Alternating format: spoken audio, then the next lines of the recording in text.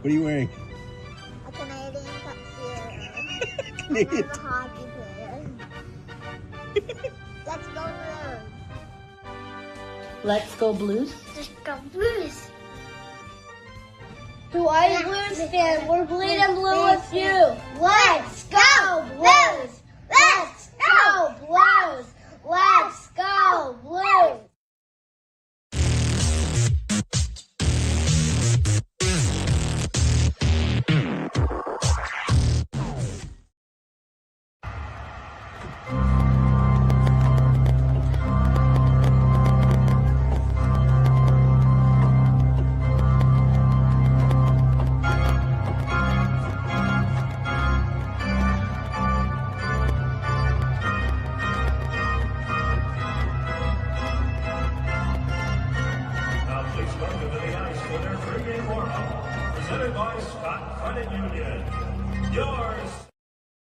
Blue, blue, blue, blue, blue, blue, blue, your blue, blue, blue, blue, note fan report. Yeah, it's your blue, blue, blue, blue, blue note fan report. Hello, hello, hello. How are all two of you? I am Guy, the Hawaii Blues fan, and this is the Blue Note fan report game day live. What's that? We're getting a report from CIC, from the Combat Information Center. Oh, okay. Let's hear what the Combat said. Captain TAO, we have target locked on. Request permission to release weapons. TAO, this is the CO. Release weapons. And there we go. The St. Louis Blues will try to shoot down the Winnipeg Jets today as Bennington takes over the net for the Blues, and Holybuck takes over the net for the Jets. I wonder if Holybuck is thinking, is this playoff time again? Oh my God, because he got raped. Well, I shouldn't use that word, but he got pelted. He got destroyed in St. Louis. Man, nobody watching me today. Justin's at the game, so we won't have him. I hope that we will have a special guest very, very, very soon. Yep. We should have a special guest. How are you all doing? If you are watching, say hi. Come on, somebody say hi to me. Where's your comment? Say hi. Who's out there? I got 3 watching. Amira. Hi, Amira. How are you? Where are you from, Amira? I think you told me and I don't remember. Have no memory. Scary, the Colorado apologist. Hi, Scary. How are you doing, buddy? I love you, man.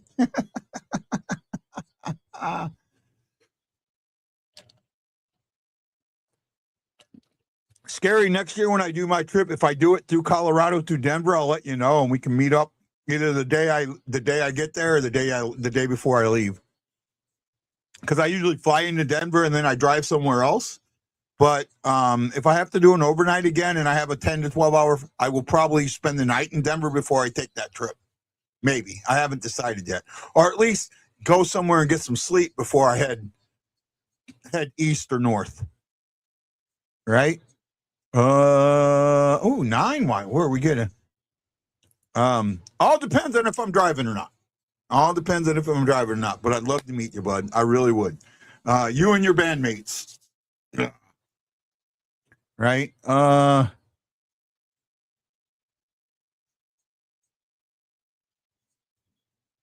What?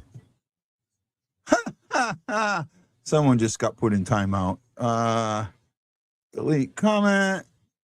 There we go. Oh, dumb. Man, YouTube. I'm starting to get hi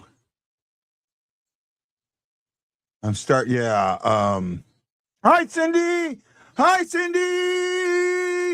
Cindy. How are you?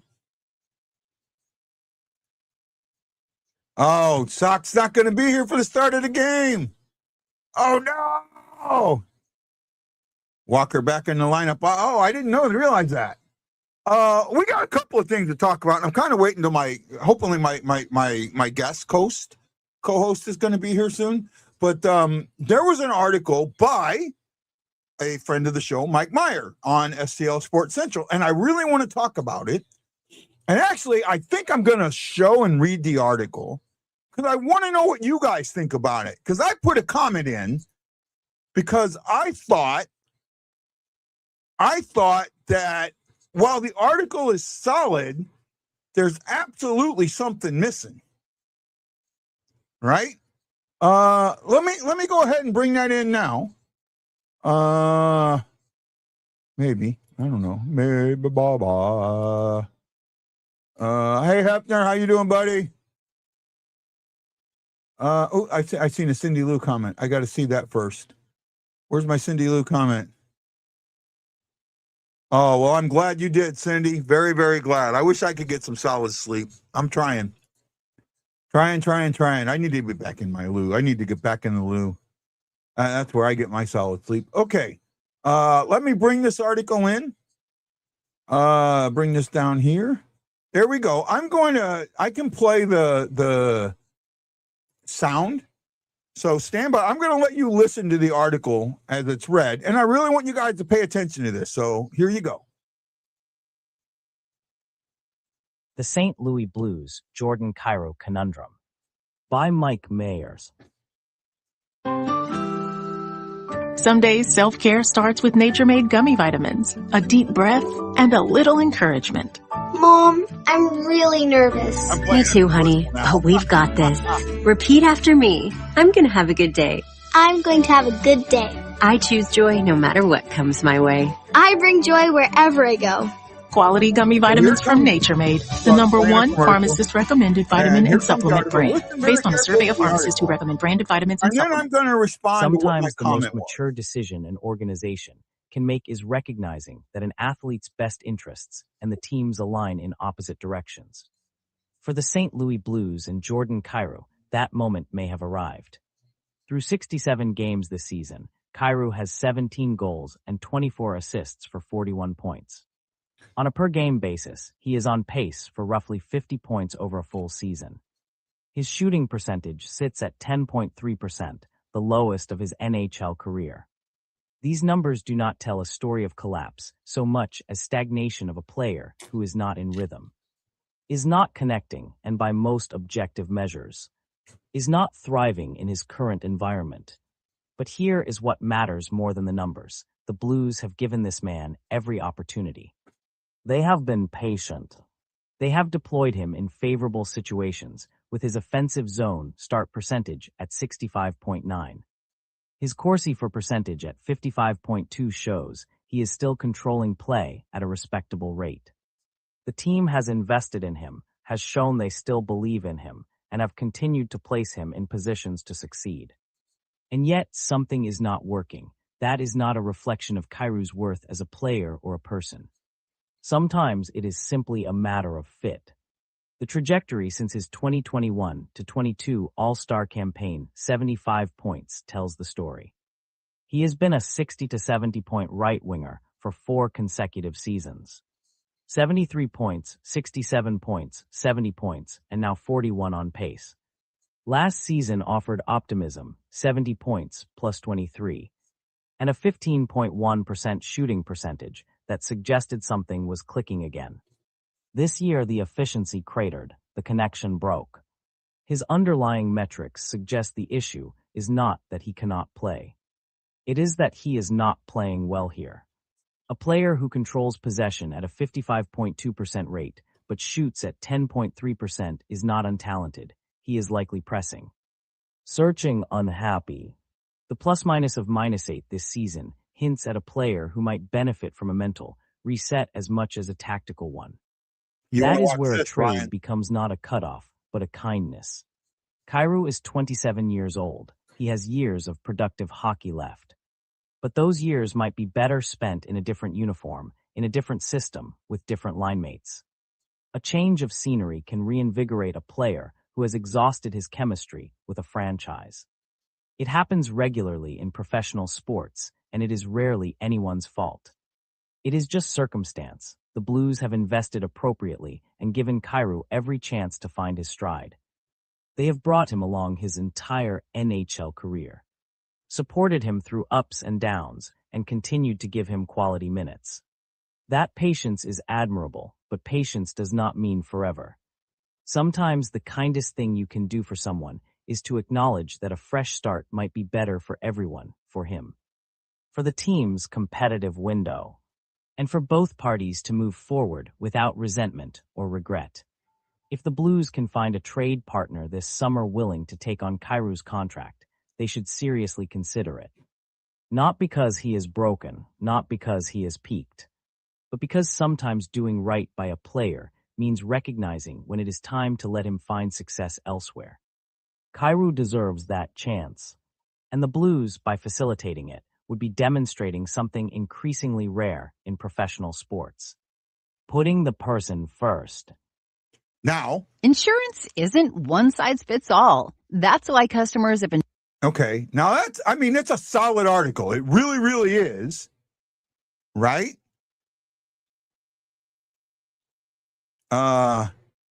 So why trade him, putting up decent numbers, and he will find his rhythm? There's a couple things missing from this article that are really important, right? Justin, hey, Justin, enjoy the game, buddy. Justin says, the team's future could flourish for both parties. A change of scenery while bringing in a good player in return. Kairu deserves to have a good individual career. That is true. That is very true, and I'm not disagreeing here. And I do agree he needs a change of scenery, but there's a problem with all of this. First of all, to sit there and say that the article makes it seem like Kairu's the only player whose numbers are down this season, and they're not. The entire team from last year is down. This is a team thing, not a Kairu thing, but it makes it like a Kairu thing. And I'm going to read my comments to this, because I did comment, right? And here are my comments, right? It says, while this is a very solid article, one thing is missing. Kairu's production this year is not the only one that has suffered. Every player on the team has lower production numbers compared to last season. The team as a whole has not performed well. While I believe Kairu could benefit from a change of scenery, it would be seen as the fans controlling the team instead of management. Management needs to ensure they get the price they are asking for before they give up on this player or any other. And I think that's important, right? I think that if you don't acknowledge that, then you're missing something. The other thing to acknowledge here, and that's not acknowledged, is Kairu has a full no trade clause. Kairu's not going anywhere Kairu doesn't want to go. I don't care what, if the team doesn't want you, it had nothing to do with that.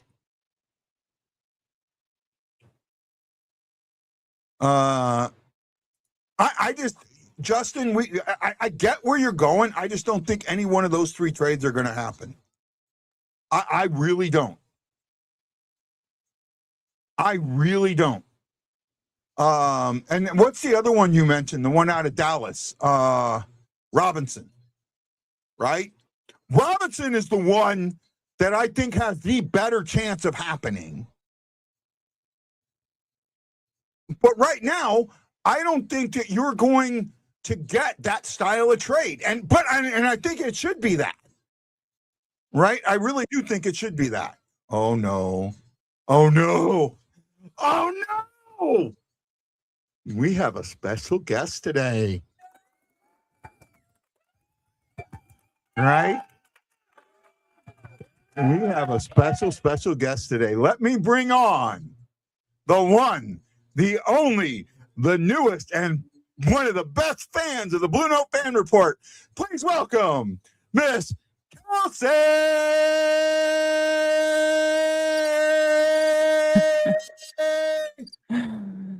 Hello. Right here, I hit the right button now. Come on, guy. What are you doing? Can you hear me okay? Yeah, I can hear you. Hold on. Okay, perfect. My soundboard all of a sudden doesn't want to work for me. There we go.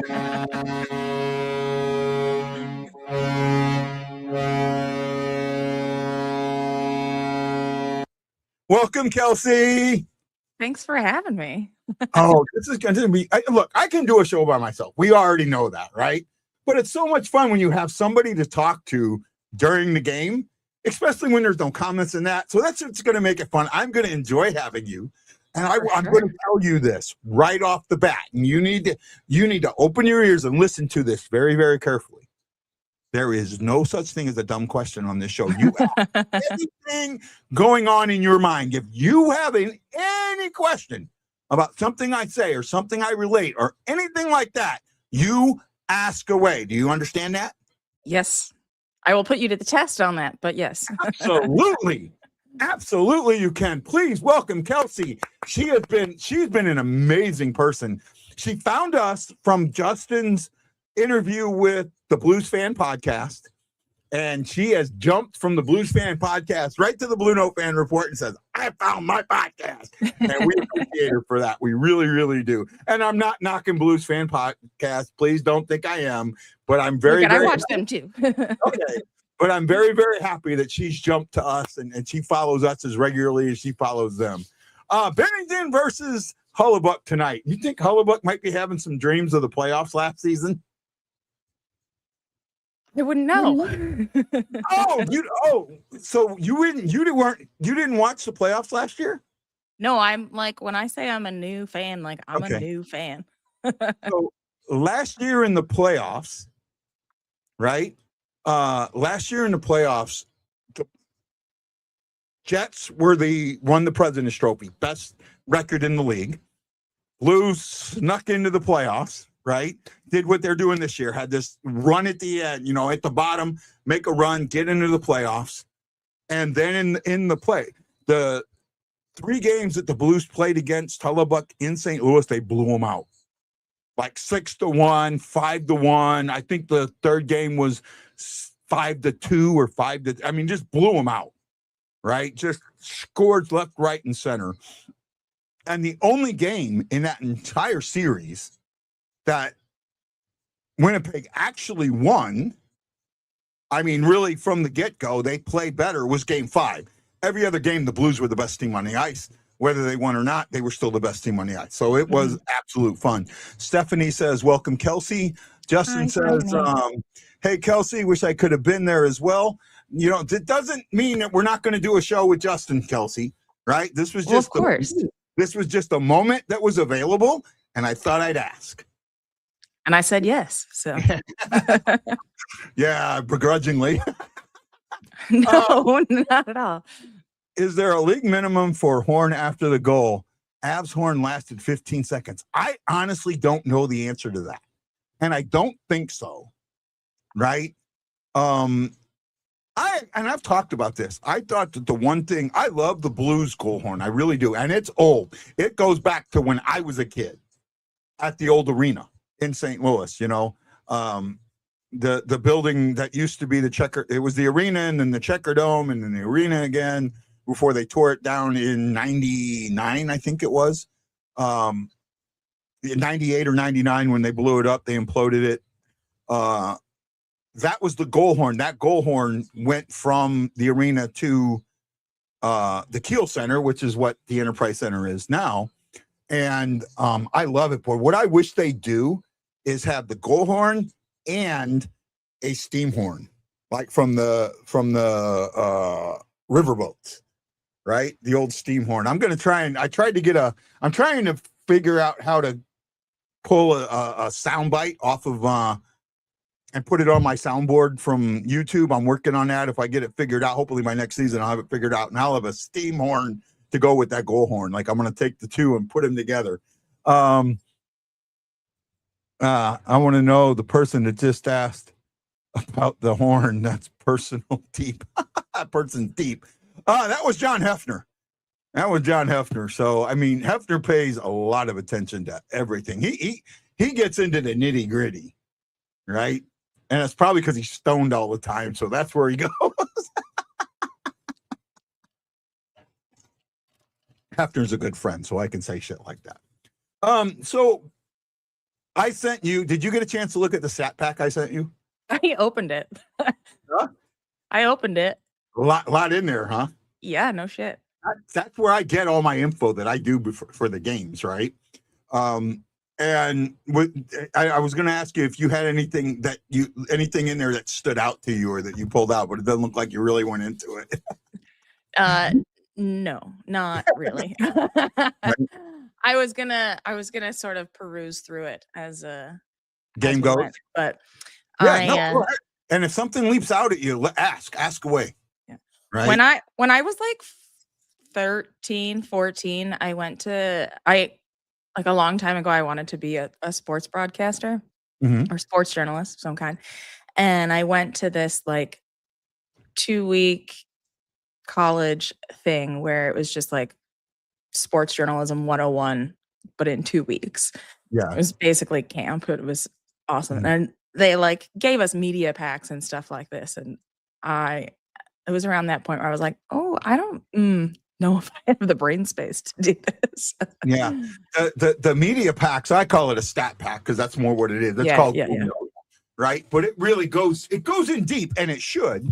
And the one thing when you listen to the announcers, right? And they're pulling all this stuff up. Oh, this player went, former this or former that, or the Michigan Wolverine or whatever. A lot of that they're getting from this, right? They're going through, they're reading it, and they're pulling and they're highlighting things. So when the game's going on, oh, I remember that, and they pull it out. And so I do that sometimes. I don't have my issue is that I don't get this far enough in advance. Like these guys get it sent to them before it goes on the website, the media site, a lot of times. And I don't get it until the game day. Right. We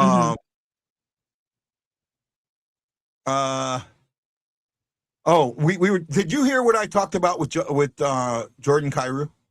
Did you hear that? No, I just got here. When I got here. So there's an article. I'll put it back up. I'm not going to go over the whole article here, but there's an article that was on Mike Myers put this article out, the guy that was on the show the other day. And it talks about Jordan Kyrou and what the team should do about, maybe letting him go somewhere else. Right. And it makes some sense. Some of this does make sense. A lot of people feel that Kyrou needs a change of scenery. I believe that a change of scenery could help him. But at the same time, I think that I heard on another, on X, I think it was on Locked On Blues, they had put something out and someone had said, Bushnevich and Kyrou need to go. And the thing is, that's from this season. And the problem is that the entire team has failed this season. The entire team. And the article points out Kyrou's failures, but doesn't say the whole team. And it also doesn't point out that Kyrou has a full no trade clause that he can invoke, just like Parayko did, and it's his right. It's his absolute right. So, if a team like Vancouver is willing to give up 6 draft picks, 3 number ones, 2 number, just overpay to get Kyrou may not want to go play in Vancouver. And if that's the case, Kyrou doesn't have to go play in Vancouver. He has every right. And I think that, and my biggest comment was, if they make a trade like this, it's almost as if the fan base is dictating the trade and managing the team instead of management. Do you have any thoughts on that? Yes, I know you're a new fan. I just want to know what you think about how I view it, or what you may have heard or from watching other podcasts or things like that. Maybe they can figure out a way to like give him that new start within the Blues. As a new fan, like not knowing really over the course of the season, I just say like, I haven't really noticed him, good or bad, because I didn't know to be looking at what he was doing either. And certainly, like, from what I've heard, it's like the gap in the expectations of what they want him to be doing versus what he's actually doing is the biggest conflict point, in my opinion. Well, I think that, so in my group, and I have a group on Facebook, I think you're in it. Yep. Called the Hawaii STL Blues Fan Clan. And in that group, a couple of guys brought some stuff up. I'm going to see if I can bring this comment up or bring this up here. Because I agree, but I disagree. Here we go. I think this is the post. Let me see if I can bring this post up. Yeah, there were a lot of comments on this post. Right. And one of them, someone makes a good point and then came back, and I came back with something, and finally, they admitted something. But hold on a second, see if I can get this up. There we go. So here's the group post, and I'm going to kind of read this because I don't know how well you can see it. You might not be able to. Not great. Yeah, let me try one thing real quick. Come on, guy, don't be a dum-dum. Dum-dum, give me gum-gum, right? It said, this was Lance Scott, love, and Blanche's a great friend, says, Bedard in 3 seasons averaged 66 points a year. Cabrini in 2 seasons averaged 85 points a year. For context, Joy Kyrou in 6 seasons plus 2 partial seasons where he only played 44 games in a total in 2 years has averaged 62.1 points per year in his full season. You people wanting him gone or lost, before you spout your Kyrou hate, do some research. And one of the guys that put up, and I think it was Ryan McKinney, said, I don't have hate, but the 62 points really don't matter. And this is where I bring in, I don't agree with. This is the stuff that I don't agree with. He says he's terrible defensively, turns the puck over all the time, no grit whatsoever, and becomes a non-factor in the playoffs when it gets physical. $8 million a year for 60 points a year, but his defensive liability with minimal effort and super soft, no thanks. Snoogy's arrival and the eventual of J. Carbonell make him expendable. That money can use useful in other areas. And that's not a bad point. That's really not a bad point. And I kind of told him that. And then I said, Ryan, so when Brett Hull was here, I guess you wanted him gone too. And Ryan ends up saying something along the lines of, and I don't know if I can find it, but he ends up saying something along the lines of, yeah, I didn't like Brett Hull either because he was lazy. And I said, fair point, right? But to look at it, it's hard for me when you look at an offensive player and complain about his defense. And that's the Berube issue, right? That's the Craig Berube who just wanted him gone. And then Justin and Lance are having a little bit of back and forth with the thing. Justin says, got to think about the future. If you can get a superstar in return, then it may be good, but it's whatever people have. Justin, I don't disagree with you. I just don't know if you're going to get a superstar. All right. I just don't know if you're going to get a superstar or what else you're going to have to give up in order to get that. You may have to lose something. We all know Army would never do a buyout or trade a player and retain salary. But now that Steen is taking over, do you think Steen's option to retain salary like $4 million? No, I don't. So what he's talking about, Doug Armstrong has said he will not buy a player out, that it's not worth it. When you buy a player out for the remainder of that player's contract, whatever you take a cap hit, that goes against your cap for the remainder of that player's contract. So Bush just signed an 8-year contract. You buy him out now for the next 8 years, you're going to take a huge cap hit. And then Ryan say, well, what if we also retain $4 million of his salary? You're going to take almost, if you do that, you're going to take almost the entire $8 million cap hit. And that limits what you can bring in. So it doesn't, our next 5 years, I think Bush signed an 8-year contract though. I'll look it up. I have it here. I keep it up. Let's see. 1, 2, 3, 4, 5. Yeah, actually 5 years. So the next 5 years. But you would take. He got an $8 million contract.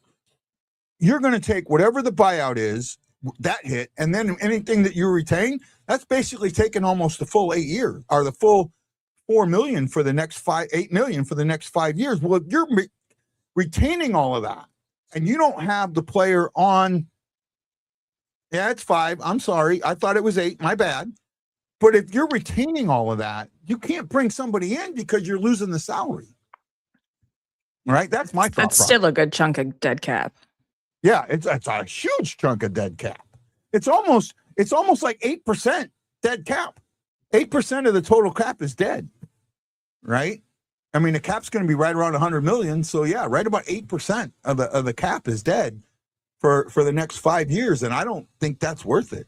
And also with Steen coming in, Army's still the president of hockey operations. For at least next year, everything's going to go through Army. Steen's going to do the work, but it's going to be Army's yes or no. And I think that Steen's going to have to convince Army one way or the other. And I think to me, that's what I think the plan is that they probably worked out. Right? That's the plan I think they probably worked out. Are you ready for game time?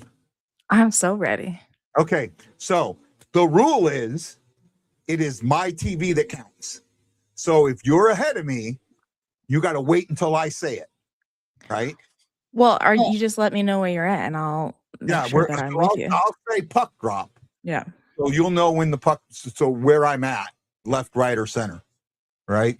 And unfortunately, I know it sounds, but you got to have one person that the show's based off of. Yeah, no, that's like a completely legitimate. Yeah, well, I mean, I have the soundboard, so if it's based on somebody else, I don't know when to use the soundboard. You know, I got to do it that way. So, is what it is, and I'm looking forward to you being on here with Kelsey. Hey, have you got our podcast out yet on the?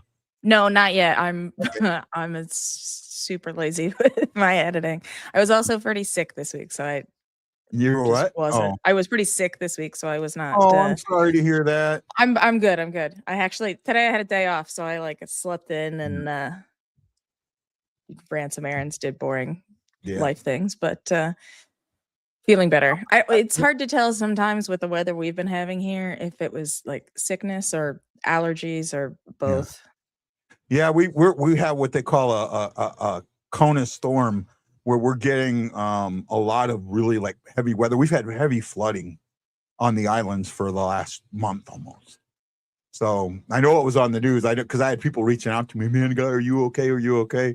You know, so it's been on the news. And actually, I went up to the lake that almost breached a dam last time. I went up that lake yesterday and fell and injured my wrist again. Yeah. It could have been muddy and I slipped and just kind of fell on it wrong. I just hyperextended it, but it's fine. I didn't break it. Stephanie's saying, let's go Blues. And Aaron says Robert Thomas for captain. I'm all on board with that, Aaron. I cannot see Thomas not being the captain next year. Right? He's been making a good case for himself. Oh, yeah. Right? The last 5 games or 4 games, he scored the first goal of the game. Right? Score predictions. Kelsey, what's your score prediction? Oh, I hate this. Because I feel like I'm going to jinx them either way. 3-2 Blues. 3-2. That's not a bad, believe it or not, that's not a bad score prediction. But I didn't look at the over-unders or anything. Yeah. I could see this. I could almost, if Bennington is on, if Bennington is the Bennington that we all know and love, this is going to be like a 5-1, 6-1 game. Right? And Ryan Green, you said 3-2 Blues. Ryan Green said the exact same thing. Hey. Right? And he also goes, explain Kelsey, because I've never heard of her. Okay. I talked about it earlier. You must have missed it. I've just been in the comments incessantly for a month or maybe not even 2 months, maybe almost 2 months. Yeah, a little over a month. So Justin was a guest on the Blues Fan Forum podcast before one of our games, and they promoted, and I did too, kind of in the comments. I was told I shouldn't have done that, but oh well. That's me, and Kelsey saw that and came over and watched our show, and she just loved it. And she does a podcast herself about I don't want to say true crime, but true life. Like it's like true crime adjacent. Like it's not all murders. It's called They Did What. And so basically documentaries, docuseries, crazy stories, things that make you go like, what? They did what? And yeah, Guy came on, and it's not out yet because it's a hobby, and I just haven't gotten through it yet. But about the Manti Te'o doc from Netflix, so that'll be out probably next week. Right. There's and once I want to do the I'm a murderer ones, right? Like pick one or two of those, and because they're like little half-hour docs, right? Yeah. And there's some of them that are based in Missouri. Like there's one that happened just outside of St. Louis that I'd like to go. If we talk about it later. Ryan says, Guy won't let me on the show. One of those ban things. He said, no, my fear is you're going to come on the show and then I end up will banning you. But you know what, Ryan? Maybe one day we will get you on the show. I just don't know if you have the gear. I basically kind of come down to it that the people I'm going to let on the show need to have a laptop at bare minimum, right? If they're on their phone and they're walking around, it just doesn't work really well. They need to have a laptop. Maybe a tablet if it's done the right way. But for the most part, I look for some people that have laptops that have the gear and know how to do this. That's the thing. I have brought other fans on. I have done that in the past. And, that's the thing. When I started this show, my mantra was by a fan, for the fans, and about the fans. And it's always been that. Always been that. And that's what I think makes this show really great, is that I try and get all your comments on. He's doing a bunch of commercials too. Robert Thomas has. Yeah, Robert Thomas has definitely ingrained himself into St. Louis. Like he's figured it out. I don't think his girlfriend's from St. Louis, but they this is their home, right? This is their home. He's one of those guys that lives here year round now. So I could see it. Okay, it looks like we're about ready to have puck drop. So stand by as we get ready to go. And I don't have the TV hooked up to my soundboard like I'm supposed to. Oh, here we go. Puck drop.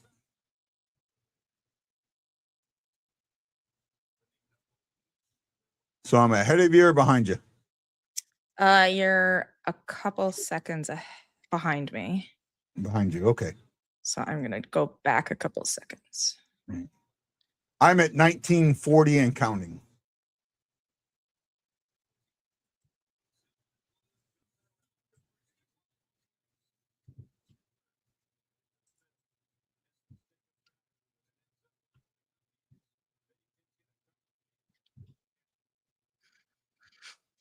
There we go.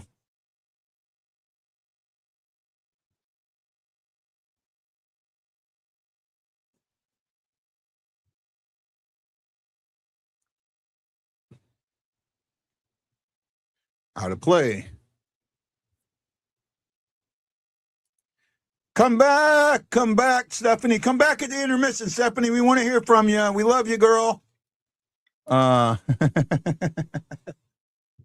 It's been fun. While we're at a quick break, let's say a big thank you to Kona Roman. I've never even seen that name before. Aaron Nell, Jason Nichols, Stephanie Brodsky, Tad Dieterman, and Chris Shockey. They put that love in the air.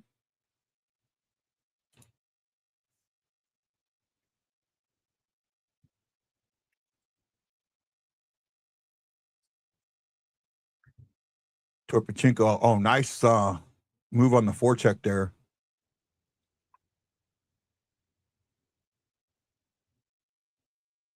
Walker's an Energizer Bunny down there in the corner. That's where he excels. Oh, nice stick check there.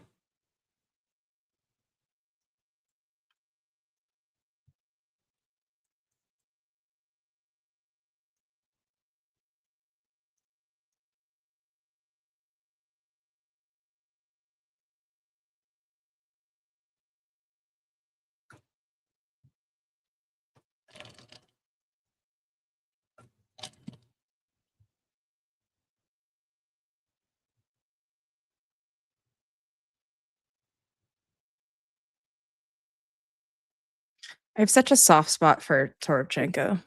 Yeah, I like him too. I like him too. I actually the thing with Toropchenko, I think unfortunately when he first came up, he had a shot. He had a really, really good shot, and it felt like he might be an offensive player, but the Blues kind of coached the skill out of him and made him this fourth line checker. But if he does remember it, you'll see it. He's got a really sharp shot. He can be a sniper. If he's given the opportunity, he can make a snipe. Well, I lived in Ontario for a while. I lived in Guelph, and we had the Guelph Storm, and I went to a couple of games. Not that I knew at all like what was going on, but then when I started following the Blues, I was digging around, looking. I was like, well, maybe somebody played for the Storm, and Toropchenko played for the Storm. Yeah, that's a good way to go. Did he play for the Storm when you were there? No, it was after I was there, but. Yeah.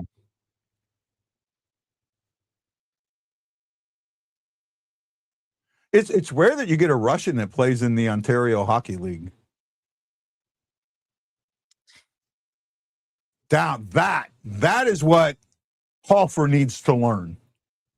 What Bennington just did is what Hofer needs to learn. That's the difference, right? Bennington had 2 Jets around him and still was able to make sure that puck got into a clear area to a Blues player. He didn't panic. I didn't panic. On his stick, huh? He made me not panic. Yeah. You know what I mean? Hofer makes you panic. Hofer looks like he panics when he gets in that situation. And Bennington didn't panic with the stick. He kept, you could watch his head. If you watch that, you can see his head looking. He's looking really quick. And he knows he's got to get rid of that puck, but he's not going to get rid of that puck until he knows he can put it in the right spot. I'd actually say with Hofer, it's not that Hofer panics. It feels like Hofer doesn't panic enough when he's in those situations. I'm you feel that's just me. It's not. You're close. It's not that he doesn't panic enough. I think that he doesn't. He gets. Oh no! I got to get rid of this puck right now. Yeah, and it's not panic, but it's not a sense of understanding the situation to where should I get rid of this puck? Could I? Because I mean, look how long Bennington held on to that puck. I mean, he had the 2 guys right there. Either one of them. But it was fully in control the whole time.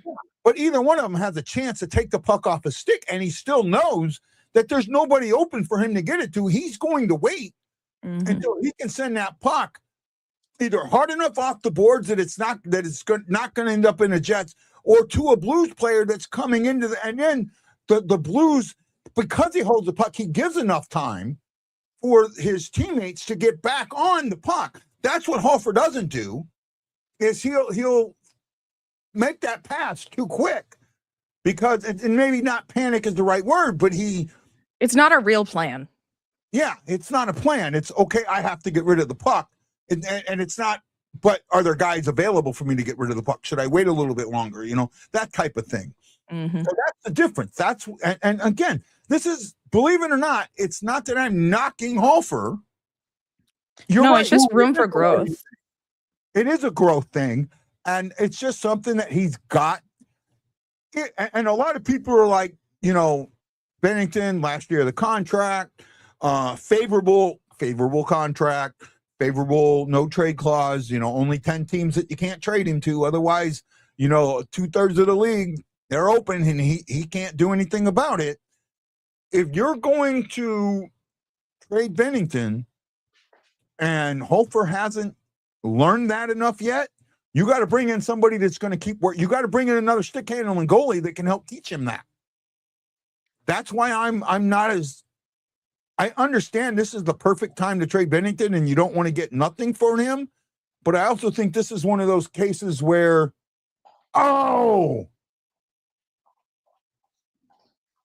penalty, Tucker, something. Helmet. He's cut. He's cut.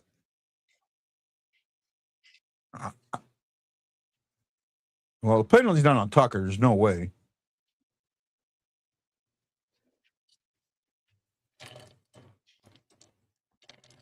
Okay, if you're high sticking him, he's got a cut. Oh yeah, he's got that cut. He should that should be a 4-minute. That should have been 4 minutes. I don't know why that wasn't 4 minutes. Power play dance.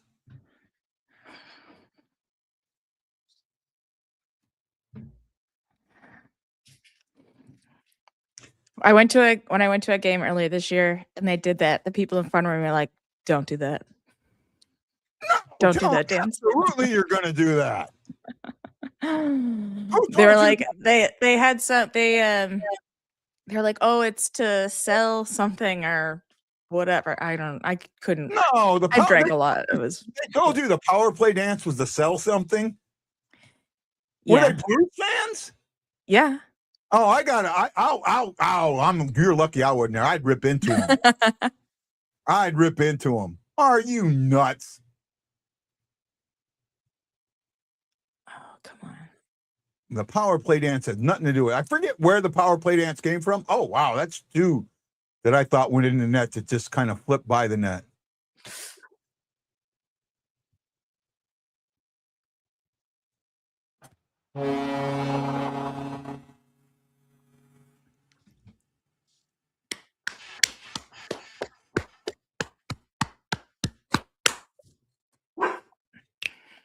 Kelsey, you got a compliment. I hope you can take this, okay? So I'm just letting you know. It says, "What's up, Justin? You turned into a beautiful lady." Whoop, whoop. Jordan Kyrou, or not Jordan Kyrou, Dylan Holloway with a hell of a snipe and a power play goal. Robert Thomas with another point. Ooh. Yeah. Oh, bless. Right. Because I know there are some women who do not like being complimented. Oh no, clearly Justin looks very different today. So I wanted to make sure that you were okay. You're good. Yeah, no, you're good. Oh, Kelsey be fastly becoming one of my best friends. I'll tell you that. I enjoy talking to her. And she's a great. The podcast was so much fun. It was, yeah. So much fun.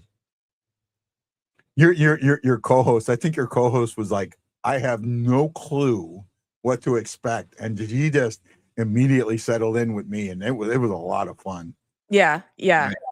Jen's great. She's really she's easy. I didn't know Jen at all until we started podcasting together. Mm-hmm. Like we were literally match made by someone. They were like, when I was talking about Asian culture, she's going like this. I'm like, okay, I'm good. Yeah.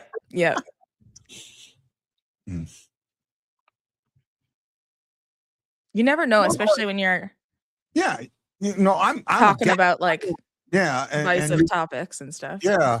And that was a topic that, and I did preface it and say, I'm married to a woman. Yeah. I have Asian children. So I lived in Asia for 9 years. So it's not me. This isn't what do you call it? Not the average white guy mansplaining. Yeah, and also not only the stereotype. Mm-hmm. I'm not throwing a stereotype out there. I'm talking from experience. Right.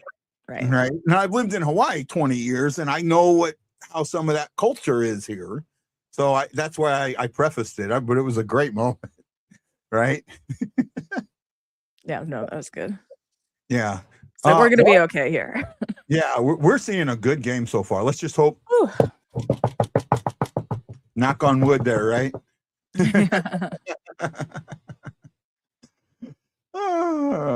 Power play goal by Holloway is his 20th of the season. He's the second Blue to hit that plateau. Well, they were talking earlier, a couple games ago saying, we might not have a 20-goal scorer. Now we got 2. And I think we have a chance to get 2 more, right? Buchnevich is at 17. Kairu's at 17. And I think there's one other player. I want to say Dvorsky's at 17. I think one more of them will probably get the 3 goals in the last 5 games. Maybe. At least that's my thought process. And in fact, I'll tell you in a second where the goals are.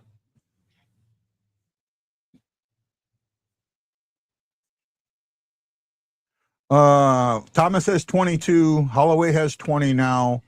Buchnevich, Snuggerud, and Kairu both have 17. Snuggerud, I think Snuggerud has the best chance of getting 20 out of those 3, with maybe Kairu being second and Buchnevich being third, but I don't know. By the way, for everybody who's on Kairu, he has 41 points in 67 games. He's a -8. Earlier in the season, he was like a -20. Yeah, I was wrong. It was Snoogie, not Devo. My bad, Matlow. All right. Yeah, if I make a mistake, these guys get all over me. I think you've seen that in the past, right? Somebody's got to keep you honest. Yeah. Will not let me make a mistake. Where's Devo at, by the way? Oh, he's at 11, so he's not even 11. Close. Yeah. Neighbors is at 14. Neighbors, believe it or not, of all the guys that haven't scored like last year, Neighbors is the one that I'm probably almost the most disappointed in. Because I just feel like he's got the ability, but again, like I said, one of the things that you got to look at, and this is what I talked about, with that article, is the article makes it look like only one player was having a down year, and it's the entire team. When it's the entire team, it's really hard to sit there and point out a player and go, oh, well, he's having a down year. Well, the entire team had a down year. It takes away from it, It's relative. Yeah, well, you're selling something that, in all actuality, while it's factually true, it doesn't paint the whole picture, right? Mm-hmm. You painted Mona Lisa's eyes, but left out everything else, right? I mean, and I'm just using that that's the name of a painting I can think of. Oh, Thomas should have had that one. Oh, yeah. I think I'm still a second or two ahead of you. Yeah, I tried to pause and then I got behind. Yeah. It happens with me. I speed up and slow down based on commercials. I use ESPN Plus here in Hawaii because it's the best way for me to watch it. I've got the FanDuel add-on to Prime Video. Yeah. Well, I mean, I still think the Blues have a huge opportunity. The NHL and the Blues have a huge opportunity. I think that they should take over. Oh, that was a bad clear. Really bad clear. That was weak. I didn't see who that was. Oh, that might have been Kairu.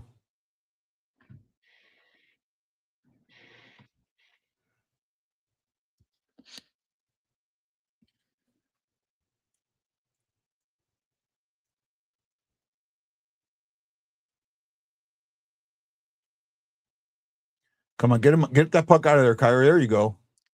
Come on. P-honk. And I'm like, I'm waiting for someone to call him Punk. I've heard it before. I've heard when JK says his name, it almost sounds like he's calling him a punk. Punky Brewster. Yeah. I seen earlier where Rousey like speed bursts are down this season by a pretty big margin. I haven't seen that. Matlow. If you've got that, well, where did that come from? Because first of all,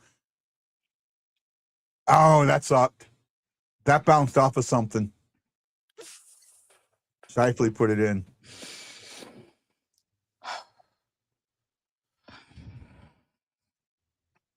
That wasn't very nice. Oh, I look like that puck. I mean, that puck jumped off of something. I'm almost certain.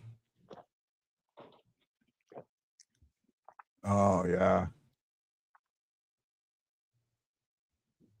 I'm going to watch this.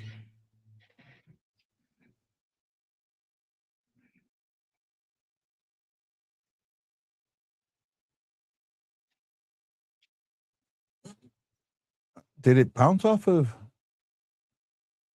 Oh, no. It jumps up, but I couldn't see if it hit something. Shifley's 98th point. You heard it on 101 ESPN?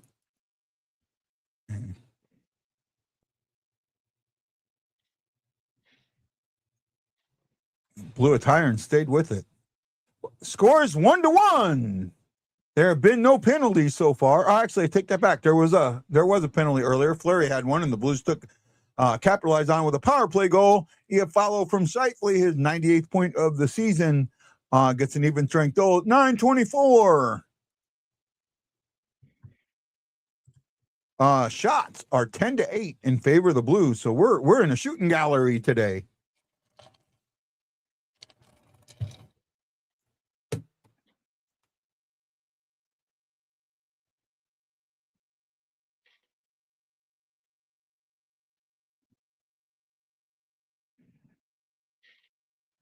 I'm liking Lindstein. Lindstein plays with energy almost every time he's on the ice. The young guys are coming up, and that's why this season feels like it's an anomaly season, and it's a season the Blues kind of needed because it allowed the younger guys to come up and get acclimated with playing in the league instead of coming up next year where it might have, next year, if they'd have started this year the way I thought they should have, next year they could have been considered a contender, a cup contender, and bringing those young kids up on a cup contender, sometimes that doesn't work. And I think that having this anomaly season and bringing them up might help you get to that cup contender quicker. Was Lindstein an addition, or was he? Say again? Was Lindstein an addition, or was he part of the system? He was one of the 3 first-round draft picks we got a couple of years back when we got Dvorsky, Stenberg. It was Dvorsky, Stenberg, and Lindstein. Lindstein was the number 29, was the 29th overall pick. When we traded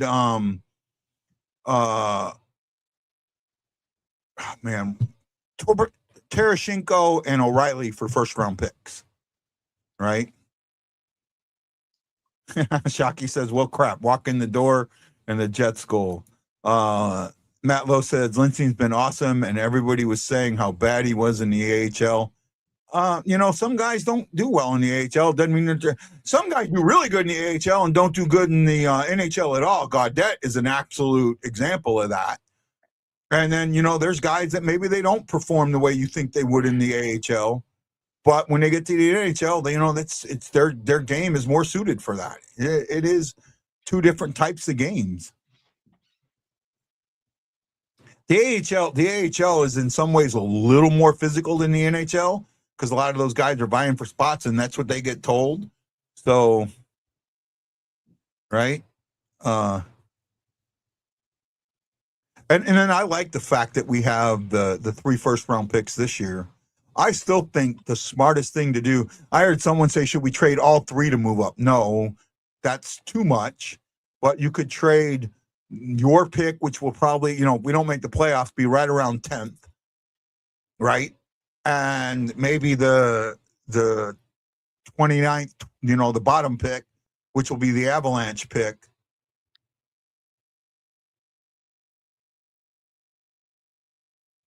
Yeah, that stops that. Samantha says, hi, Kelsey. Hey, Sam. We missed you. I was starting to wonder if you were mad at me, Sam. You haven't been here in a while. I was starting to wonder maybe you were upset with me. Reply to Lance. It was more than Thomas. Holly wasn't ready yet. Then Snuggie. Not comply. I don't remember what I missed Lance's comment there, Chris. So maybe. And this was about he's only hit 22 mile an hour plus like twice this year. His 20 to 22 mile and his 8 or both way down was interesting, I thought. And I don't know where to look that up. I wish I knew where to look that stat up. I really do. Because I'd like to see that. I'd like to see that. And that is interesting. But it also, I still look at what happened with this team. Oh, Vincent, okay. And guilt from, you should never have, Sam, you should never have guilt for cheering for your favorite player. I cheer for Tarasenko and he's on the Wild. I want him to do good. Absolutely want him to do good. Absolutely. So don't have any guilt for cheering for your favorite player, even if he's on a rival team. That's the only thing I struggle with. If Tarasenko would have gone to Chicago, then I'd have trouble cheering for him. I would have, but I'd be really upset at myself for doing it. Sam, what were you guilty over? Sam has a very strong connection. I mean, like she knows the players, and her favorite player got traded to another team, and she follows when he came and played at Springfield. She cheered for him, so that's why I can see the guilt thing. Gotcha. I can't believe one response to Lance's post was Bedard and the Sharks guys don't make 8 million, but those two will make over 10 million. And oh yeah, I didn't see. Oh, okay. Now I know what you're talking about. I know what you're talking about now. You're talking about the post in my group, the one that I showed Kelsey earlier. Yeah, there were. I tried to. My big thing was, and the one guy he admitted it. He straight up said, "Yes, I didn't like Hull's laziness." Okay, that's a fair point. I'll take that. But like.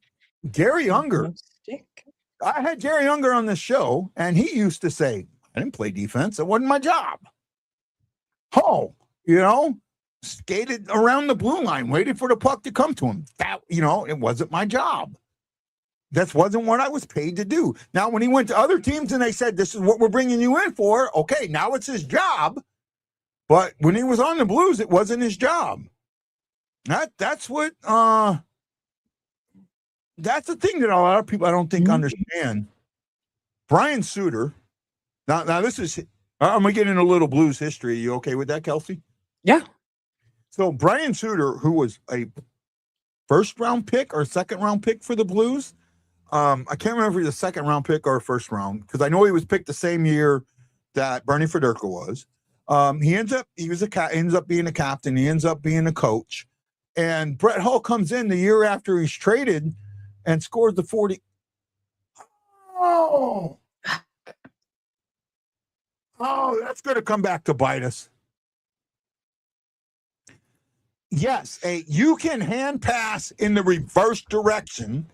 In your defensive zone, you can hand pass backwards. I actually think you can pass backwards, just like rugby rules. I remember this coming up a couple of weeks ago. and also, well, The other thing is you can also in the defensive zone, I think you can pass to your own player in the defensive zone, but I'm not completely sure about that. Cairo in the box. The Cairo haters are going to come out.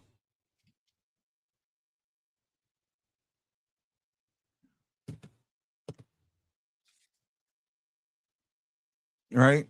Samantha says, guys, it said Sam Bitten got traded in November last Friday night. He came home to play against us, and I was sitting on the visitor side cheering Sam and Corey Schumann. Some of the Thunderbirds players were not happy with me being there for Sam. And you know what? That's fine. They cannot be happy with it, but he's your favorite player. When the Blues played Minnesota, I was cheering for Tarasenko. Second game of the season. Our first game of the season. I'm cheering for Tarasenko. He didn't score in that 5-0 shutout, but I was happy he had a good game. Right? Not everyone's a two-way player. If they were, it would be the only option on the NHL video game. Absolutely. And you know, that's look, I get it. I don't think anybody else gets to tell you how to enjoy sports. And if you want to root for players, root for players. If you want to root for teams, root for teams. I think especially with the younger kids, as now like the athletes are such personalities and have brands of their own and all of that, like people being lifelong fans, loyal fans is not the same as it was. Kelsey, I have something for you with that comment. Are you ready? Okay. Yeah.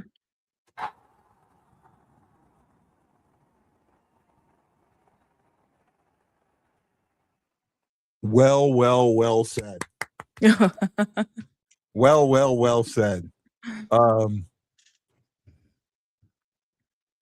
Hand pass can be to a teammate in the defensive zone only. That's what I thought, but I wasn't sure about a forward hand pass, but I thought it could. In the defensive zone, you can hand pass to your own teammate. Oh, he just gets stoned. What a stick save. Oh, he didn't expect that. Otherwise, he lifts that puck up in the air. Jason Nichols says, Guy Bensing has a man crush on Tank to this day. Don't let anyone tell you. Don't. Yeah, I do. The majority of these are Tank jerseys.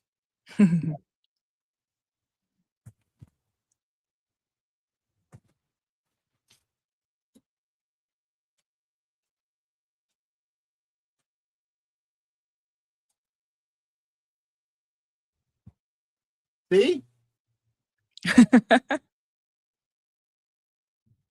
I have more Tarasenko jerseys than I have anybody else's. I can pull another one. I have his practice jersey.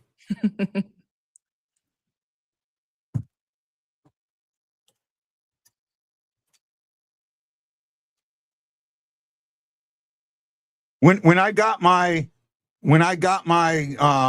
Warrior number, it was my choice was between 53 and 91, but I knew I wasn't good enough to wear the 91, so I chose 53. Sam says, thanks, Kelsey. You're my new best friend. Love seeing my Joel Holford Team Canada game worn IFF jersey. I have a picture of me with Holford wearing our jerseys. There, I would love that. Right? Kelsey, Sam, Kelsey McNamara on Facebook. Friend her. That's me. Friend her. You two would get along great. I know this. My middle name is Rose too. Oh my goodness. A rose. Any other name is still a rose.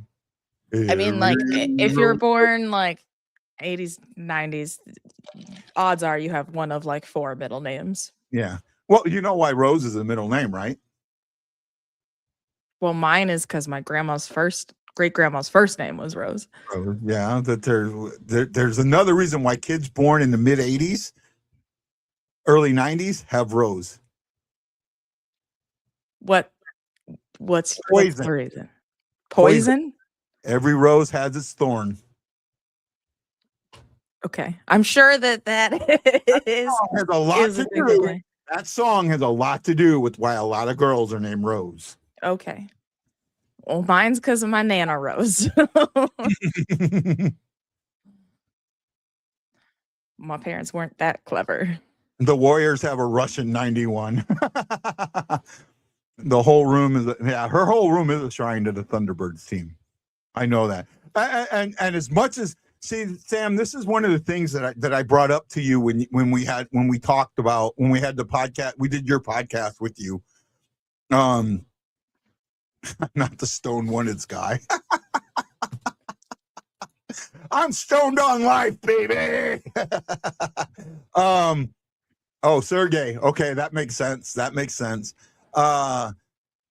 Your job as a Thunderbirds fan is to cheer for these guys that they end up on the Blues. Now, it's hard when they get traded within the AHL, but that's what you want. You want them to be Blues players. And that's why it's so hard for you guys. But you got to remember that when in the AHL, your job is to get them to that next level, to get them ready for that next level and to get them ready for the fan interaction, because it's different at the next level. They got to be able, they got to know when to handle the fan reaction, and you guys teach them that, and you guys do a great job down there in Springfield, right? And you can tell because the guys that are coming up from Springfield have very good fan interactions.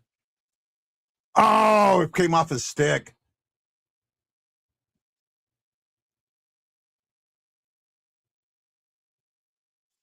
What's your time?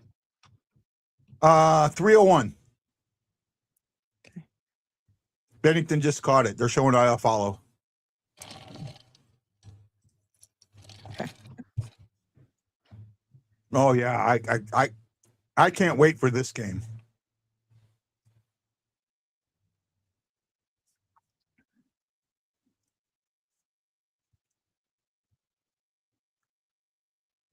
Is it the last game of the season? The last home game. Is it the last game of the season or the last home game? I think it's the last home game. I think Jake, I'm mad at myself. Jake Neighbors had that hat with the sign language on it, and I didn't buy it right away. And that thing sold out within minutes. Minutes. And I'm so mad at myself because I have another hat like that. It's not but I have Ryan O'Reilly did a series of hats, and I got one that you can't find anywhere. And I've been offered, and I wish this was I think it's a joke, but I'm not sure. I've been offered $1,000 for this hat. And it's a blues hat with a trumpet on it, and you cannot buy this hat anywhere, right? And I showed it to our organist, and he offered me $500 for it, right? And I'm like, man, I can't. I just can't. You know, it's one of my favorite hats. I got it in here somewhere. I might have to look for it during one of the commercials or something. But and you guys out there that know this, you know what hat I'm talking about. I've been offered and you've seen the guy online offer me $1,000 for that hat. I haven't seen him in a while, but he will pop in and say, "Guy, you got that hat? It's still got that $1,000 for you." Matt Lowe says, "Feel like Carbo's going to be a fan favorite either in spring. If he he will go to Springfield, and I think Springfield's going to love him. But a problem is he's not going to be in Springfield for long. He is not going to be in Springfield for long." Lots of shots. Shots are 16-10 in favor of Winnipeg. Oh, nice bomb there by Pareko. A parade bomb. A ray bomb. That's what we'll call it. Pareko shot, if he ever shoots it, a ray bomb.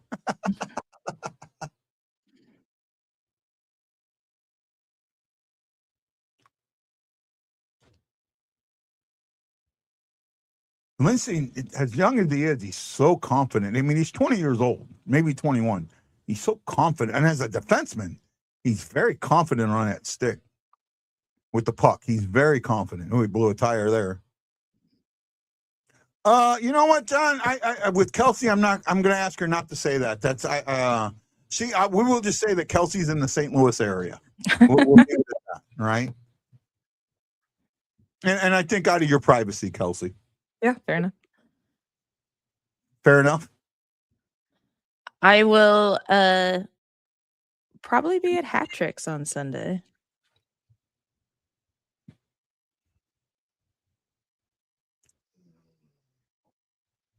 I think that's the game that they're doing the ASL game, but I'm not sure. Is it Sunday or Saturday? Sorry, Saturday. Saturday. You're right.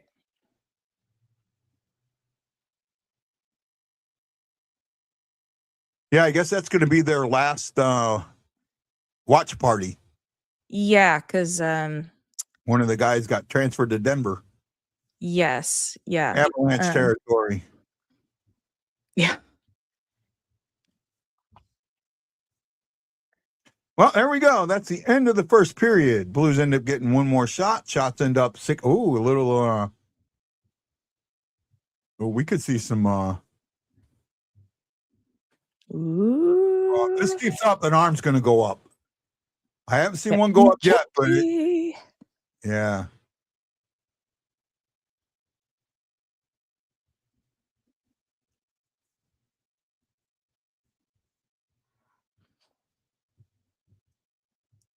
Oh, it just catches the skate. So close. Yeah.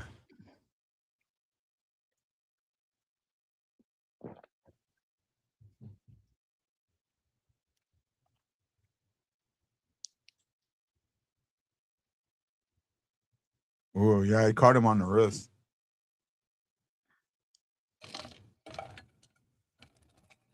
Kelsey, Sam is asking you to add her on Facebook. Oh, sure. Yeah. He's going to do it right now. I am. Otherwise, I will forget for the next year. Yeah. You're still going to talk to me even though the hockey season's over, right, Kelsey? Yeah. Oh, what a fun period. I enjoyed this with you, Kelsey. Thank you for joining me today. Thanks for inviting me. Yeah, anytime. 1-1. At the end of one, each team had one penalty and 2 assists. Robert Thomas and Broberg helped Holloway on the power play at the 4:56 mark, and Fleury and Shifley help out Iafallo at the 9:24 on even strength. Shots 16-11. Towards the end of that period, they put Bennington in a shooting gallery, but Bennington was up to the task. Blues also got some good ones in on Hollebuck, but again, he was up to the task. Hollebuck 10 for 11, Bennington 15 for 16. Let's go over some more of the stats, and then we'll discuss them. For Winnipeg,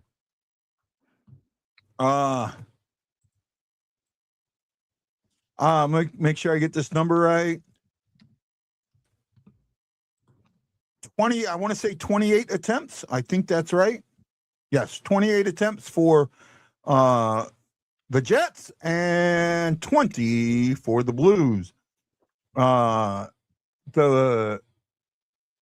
Jets hit the Blues 6 times. The Blues hit the Jet 8.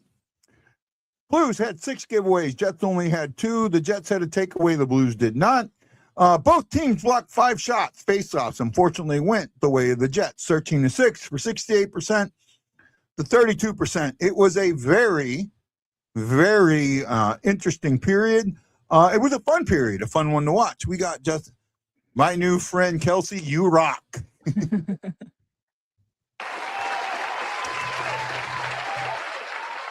Well, Sam, if I rock, then you roll. You can hear the cheering, right? Yeah. My sound effects, you can hear them, right? Okay. Yeah. Winnipeg outshot the Blues, but Blues had better the chances in that period.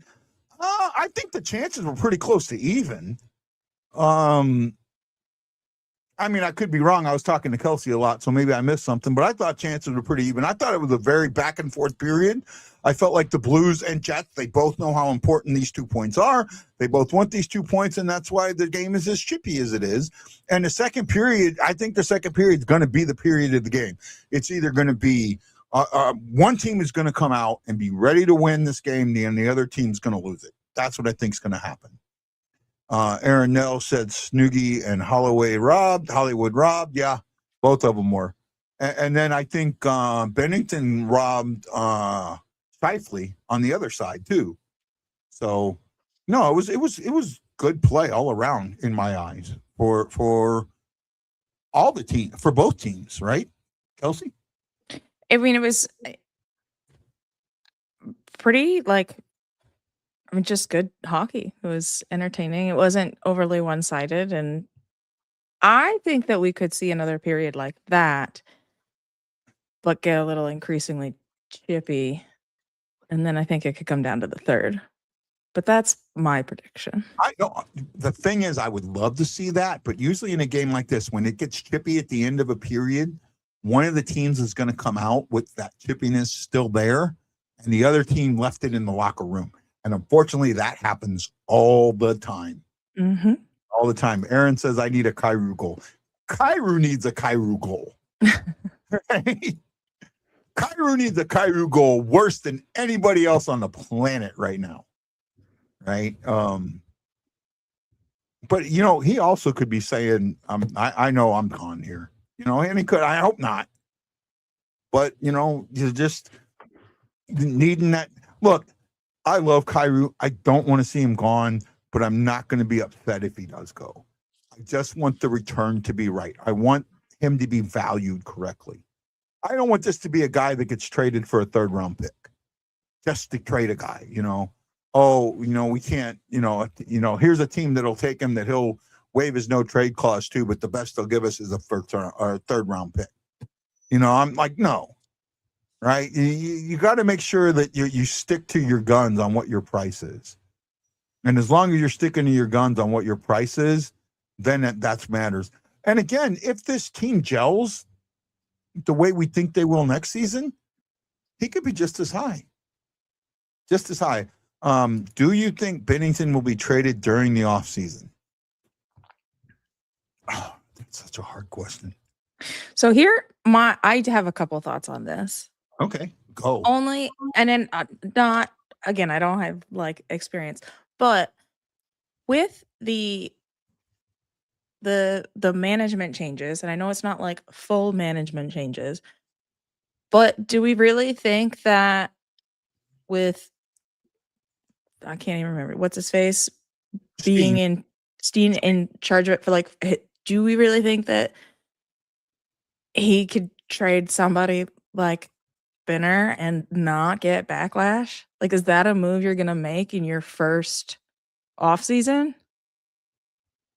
Because I have a hard time seeing that. But I don't know. It all seems way more civil than my previous sports management franchise experience. So you're partially right there and you're partially wrong, right? And the reason I say this is when you have a player in the last year of his contract, sometimes that trade, and if that you're not going to re-sign the player, or B, the player doesn't want to re-sign with you, trading and getting something for that player makes a ton of sense. Now, usually that is done closer to the trade deadline. Now, with this offseason, and the Blues having 3 first-round picks, and there is a player very highly up there that the Blues may covet, which I think the Blues do covet, in Otto Stenberg, Theo's brother, there's an opportunity to take Binnington and one of your first-round picks, and maybe move into that spot to get that player. Excuse me, my nose is itching. So the possibility is there.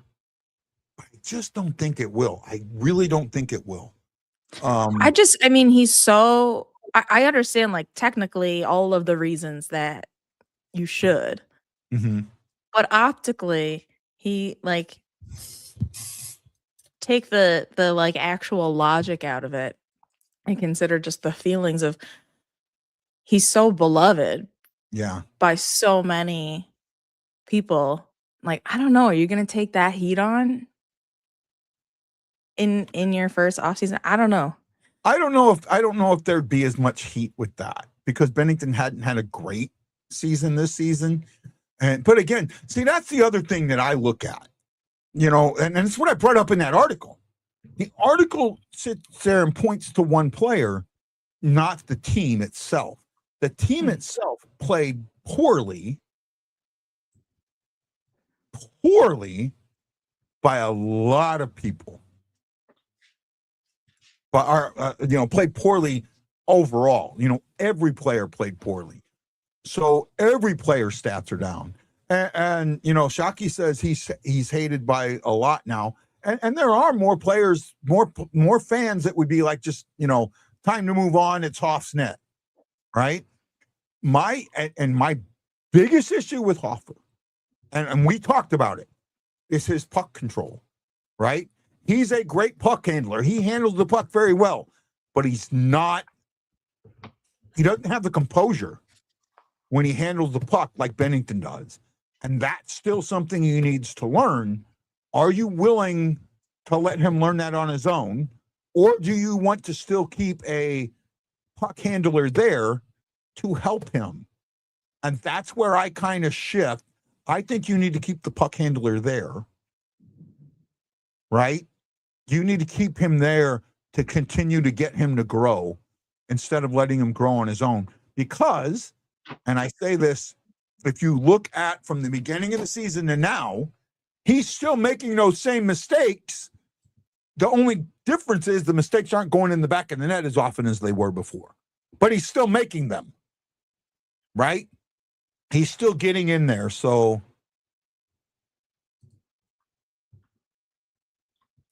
you don't not put faith in a guy because of one aspect of his game. Again, I'm just saying he still needs something there. Hopper has something that Bennington will never have, a goalie goal in 2020. I don't know that Bennington will never have it. I think if the opportunity, Bennington has the ability to get a goalie goal. Bennington absolutely has the ability to get a goalie goal. Right? Well, I think she means technically. Well, technically, but she says had something that Bennington will never have. But I think he has the ability. I just don't think he's gone for it. Shockey says, here's another thing. I'm not sure Bennington won't sign for a lesser amount because he has brought a house in St. Louis area last summer. And that's also something to look at. He's been here, he's 31, 32 now. He's still got 5 more years, 6 more years of good, solid play in front of him. I mean, I know Hofer's the thing, but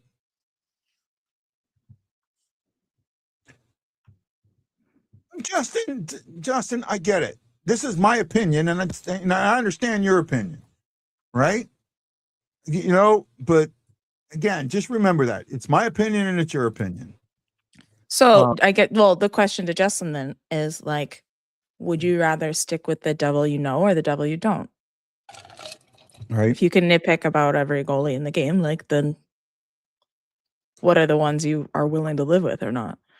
Right. Well, right now, the 3 goalies that we have in the AHL, none of them are ready to come up. None of them. Right? Zarenko, Cranley, and Hamstrom. Hamstrom's not even in the AHL. Right? And then we got another older guy. None of them. I'm not getting fiery. It feels like you're being, no, I'm not going to go there. Don't want to go there. Don't need that on the show right now.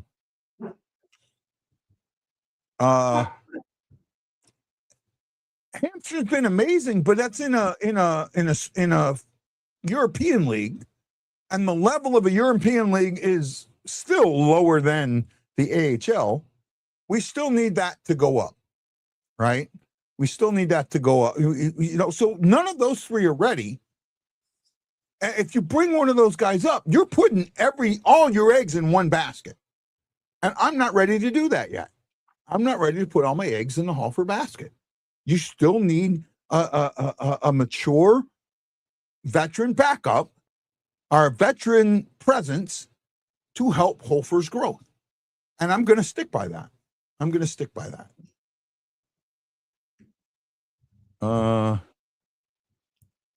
Romanov. Yeah. Romanov, I think older. I want to say, and I got it here. Romanov is like 30 something. He's not a young kid. He's not a kid. Right? I know Romanov is early. He's 26. Okay. He wasn't as old as I thought, but he's 26. And he's going to be a group, him and Zerzinko are both going to be Group 6 free agents next season because they haven't been called up. So if the Blues don't offer him a contract, they're gone. Right? They're gone. Matlow says true, but for an 18-year-old kid, he won a gold for Sweden. He has had a very good 18-year-old season. I will admit that. But let's see if he needs the AHL time. He's not ready. You can't take Love Hamstrom and look at him right now and go, okay, he's ready to be a backup in the NHL. There's no way that he is. And that's why I struggle with that, right?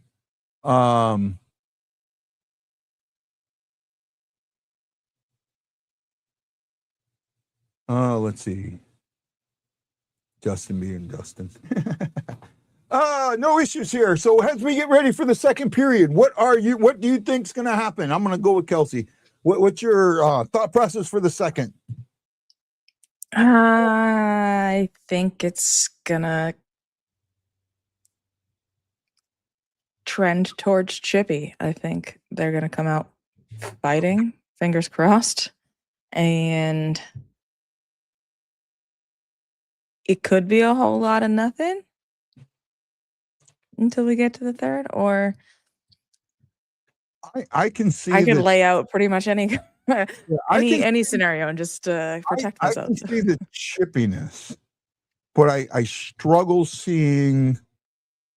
I don't know if there's going to be a fight right now. The game's tied at 1. I can't see a fight.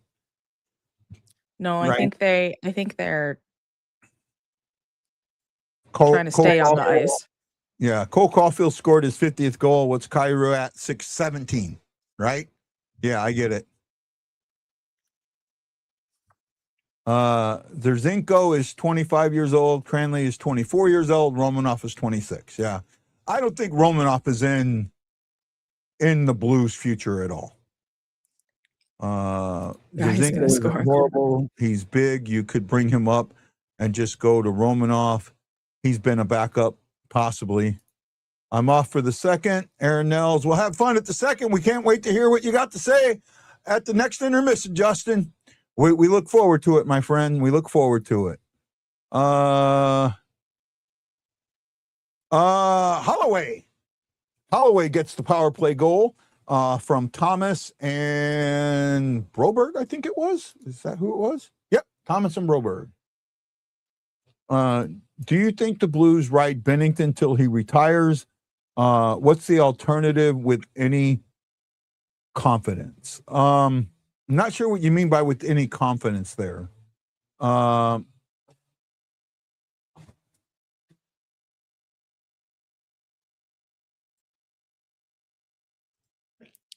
what would you do that isn't just a shot in the dark? Yeah, I don't know if they ride him till he retires, but I would put him on. I'd give him a 2-year deal with a very limited no trade clause. Like the 10-team one he's got now, I'd give him that. I'd give him a 2-year deal at $4 million or $3 million, $3 or $4 million with a 10-team no trade clause for both seasons. That's what I give. What's the alternative with the confident opinion? The alternative is you trade him this season, and in return, you also get a veteran backup. Right? Well, I mean, you're right. He could walk at the Blues lowball him, but I also think that he knows that he's not getting $6 million. Right? He knows he's not getting $6 million. He knows it. Right? So it's all going to depend where he goes and what he thinks he's worth. And if he has made St. Louis his home, which I think he has, or he may have, he could hometown discount, right? Maybe $4 million. I could see that. I could see that. The guy just got $36 million, right? After next year, he brought in $36 million. So I don't know if he actually needs the money. Puck drop. That was for you, Kelsey. Yeah, a couple seconds. Pause. Let's see.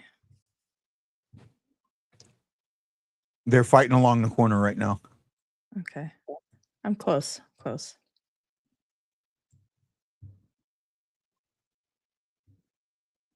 See, right, when Bennington handles the puck, it's the confidence of what the way he handles the puck is what I think Hofer still needs. And right, he is young.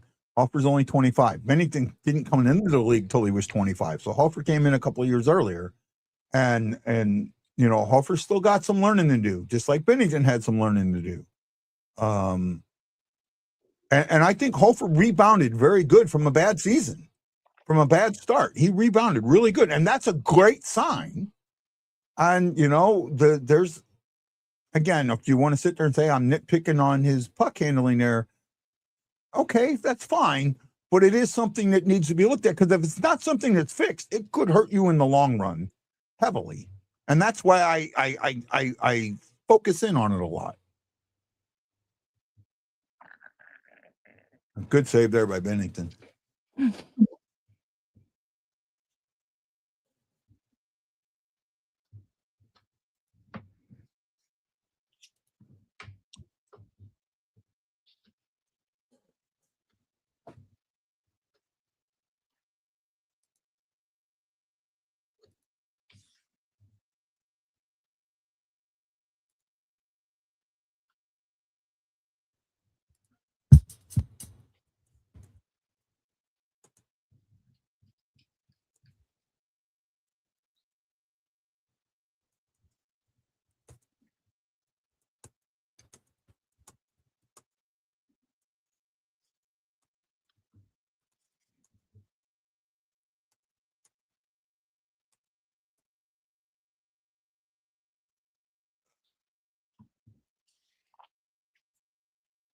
Well, so far the chippiness hasn't come out, but it's still early. If it doesn't hit by the 5-minute mark, then I think they left it in the locker room.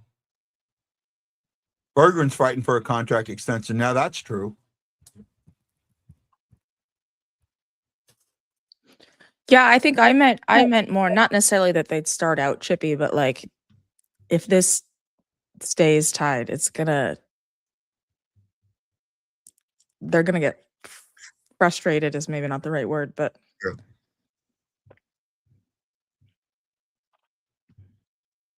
Taze isn't happy. Taze is the guy we could have had instead of Eric Johnson.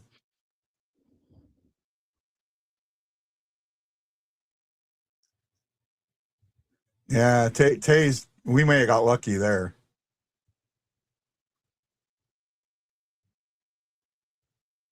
Yeah, that was a weak one. That was a weak call. That call had something to do with the chippiness at the end of the period. When you see a call like that, that's a result of what happened at the end of the period. That was the referee saying, "No, we're not going to play this game. We're going to take a little bit of control of it."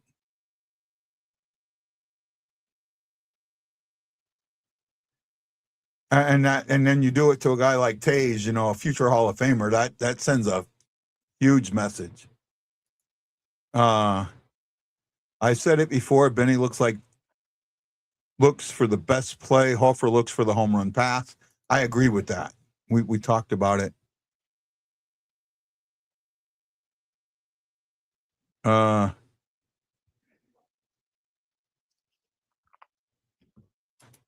Yeah, I took the upside down flag away there. I thought I had the logo was up there. Oh no, it's there. It's just being hidden for the moment, I guess. Oh, Holloway looking for number 2. Matlow says, I like Berger and he's made some bad mistake, but he's young too. And I notice him a lot. Always contributing. Wings fans. We're pissed. He got out on waivers. Hey, take what you can. Comment above this one makes a ton of sense. I think he's talking about this one here, maybe.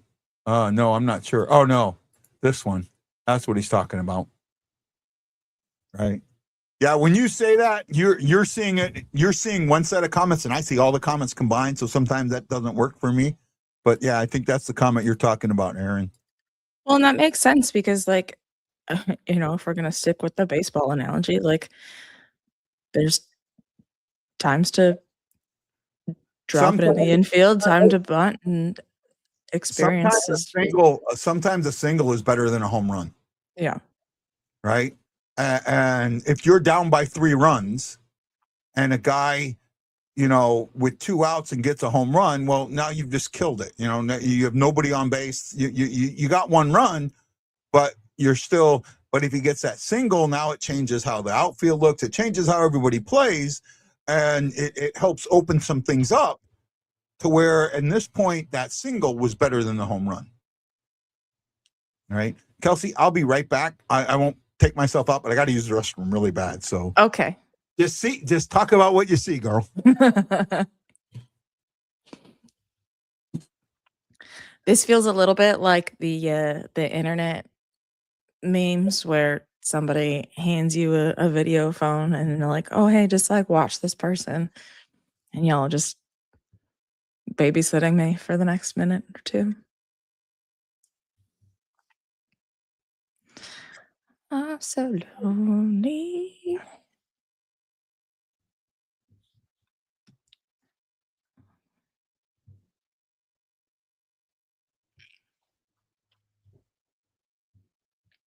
Ooh.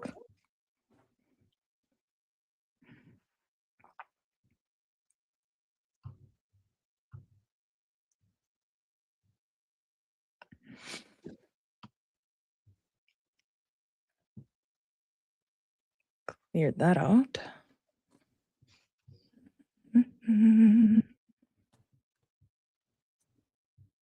My eyes are no longer yellow. Were they yellow before? Well, they were getting there. Oh, because you're so full of piss. Got it. Took me a second. Yeah, that's an old. Like, is your liver okay? Kelsey, what is your podcast called? It's called They Did What? With a question mark and an exclamation point. Where can they find it? Apple Podcasts or Spotify. Check it out. Mine should be coming out soon, I hope. Yeah, I'll let you know. Whenever That was an easy 2 hours there, wasn't it? Oh yeah.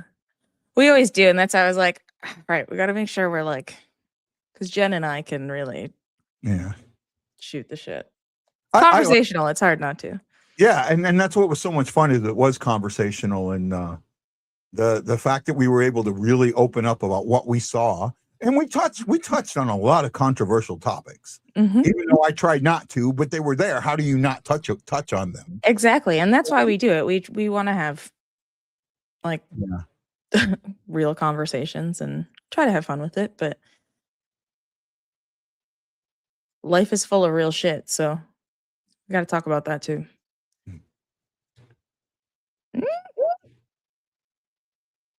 Oh, good shot. God, this is the one thing that I have seen that is so different from now to the beginning of the season is play in the offensive zone. You know, they're constantly still on the puck, even when they lose it. That defensive mentality of we don't have the puck, so fall back has gone away, and in most cases, it's paid off. I mean, the only game that I can think of that it didn't pay off was the last game against Colorado, and that's just because Colorado is who they are. They're that good, right? But for the most part, they force you into a defensive mindset. But when the Blues get out of that defensive mindset, they play some of the best hockey I think in the league. But they've got to stay out of that defensive mindset, right? And it seems like when they can play the game they want to play, then they can play it really well. But when they're on their heels, I heard neighbors say maybe, I don't think we started on time. And I don't think that's a true statement. I think they did start on time. I think that Colorado was just a little bit better and they started a little bit better. It doesn't mean that you didn't start on time or you weren't ready to start. It's just sometimes the other team starts a little bit better than you and put you on your heels. And that's what I think happened.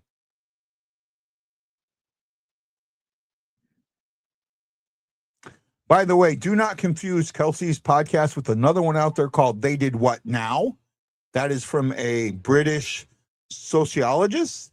It's a good one, and I like it. There's a few. They did what? There's a few. There's also one that's like, it also called They Did What, but it's like a medical thing or whatever. I don't know.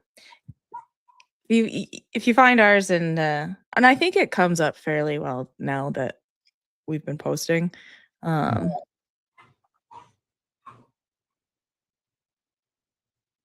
don't know. I could put a link or something.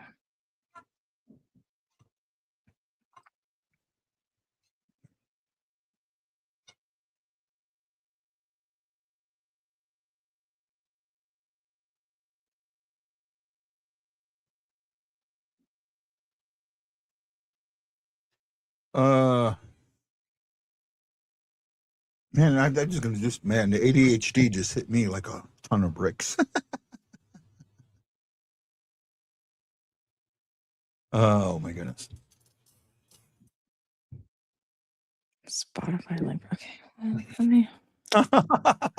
I'm gonna read this comment. Don't get mad at me. She says, "Spotify link, please, pretty Justin." Off. He said pretty. I thought he said pretty, please. No. Oh, pretty Justin. Oh. I filled that in with my yeah. That's really funny. I'll find the link. Yeah. I'll share it in the chat.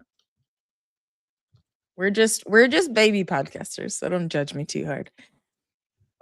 They're really good at sticking to a plan. When the plan falls apart, they fall apart. But as we say in the Army, the best will always fall apart. And that's true. That is like what I think with the Blues, that is something that unfortunately. Oh, that's cool.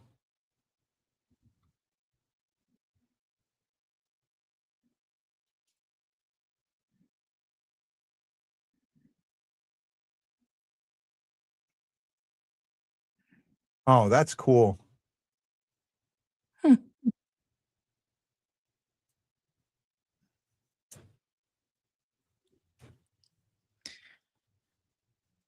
To Chris's comment, say, yeah, I mean, it's like adapt or die, right? And when they can't adapt, they die. Yeah, no, it is more room for growth. The plan sometimes is very, very good. And then there's times where the plan doesn't work. And you have to what was that movie? Oh, the Clint Eastwood movie. Heartbreak Ridge. What was the saying I always had? Improvise, adapt, overcome. And that's what you have to do. You have to improvise, you have to adapt, you have to improvise, and you have to overcome. And unfortunately, the Blues don't do that. Especially on the power play, as soon as the puck is cleared, they have no clue what to do. Yeah. That happens a lot, and they have no clue. They struggle getting into when they other team puts 4 guys right there on the blue line and keeps that blue line covered. They're not sure what to do next, how to get the puck into the zone, and you see that a lot. Oh no, I am impressed by Berggren. I think Berggren's earned a contract. I think Berggren, of all the guys that we've picked up off of waivers, who's the only one that's still here? Right? Berggren's the guy that's still here. Of all the guys that we've had in that position, and think about it, who's been in that position? We had the French guy, I can't think of his name now. Texier. We had Texier. It was Texier last year. Texier might have been last season.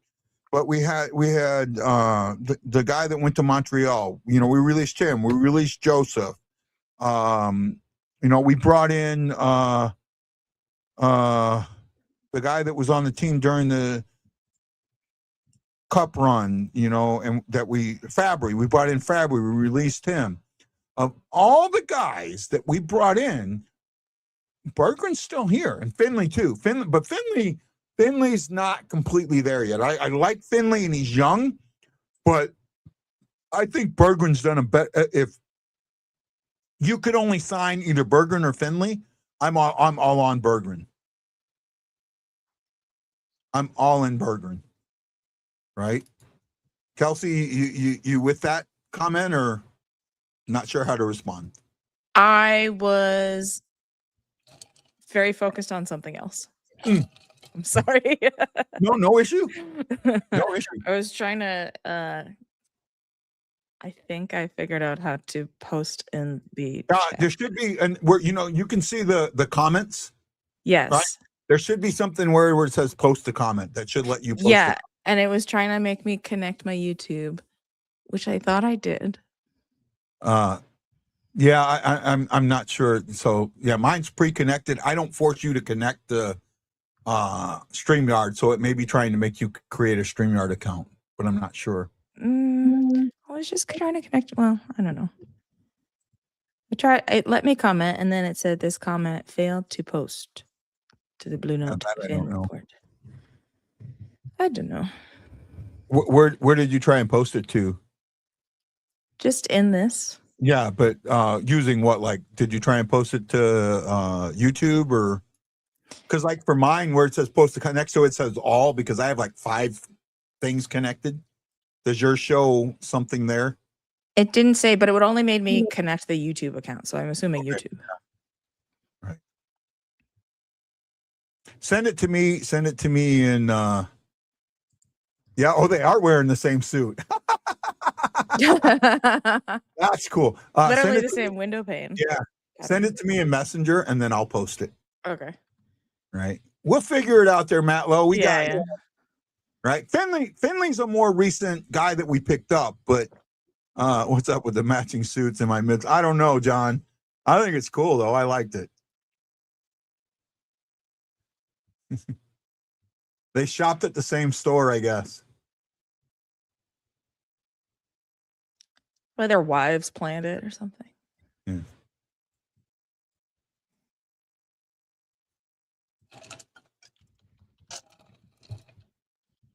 He took his goatee away.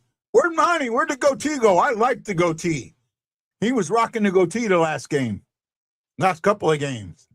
His face looks so naked. Yeah, he looks babyish now. I thought he looked good with the goatee. He needs to bring it back. He had a Hawaii Blues fan going. And then Matt Lowe brings it up too. Monty shaved I like the goatee. Because it did. His goatee was the same as mine. Gray down here and a little darker on the mustache. I like that. Had a little gradient. Yeah. Right. Mine used to be like really dark up in here. And it's got gray down here, but now it's getting the gray up from the top. Right. But hey, at least I'm just gray here and not everywhere else, you know. Uh-oh.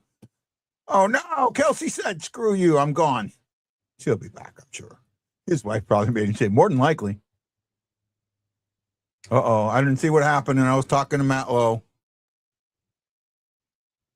What do we got here?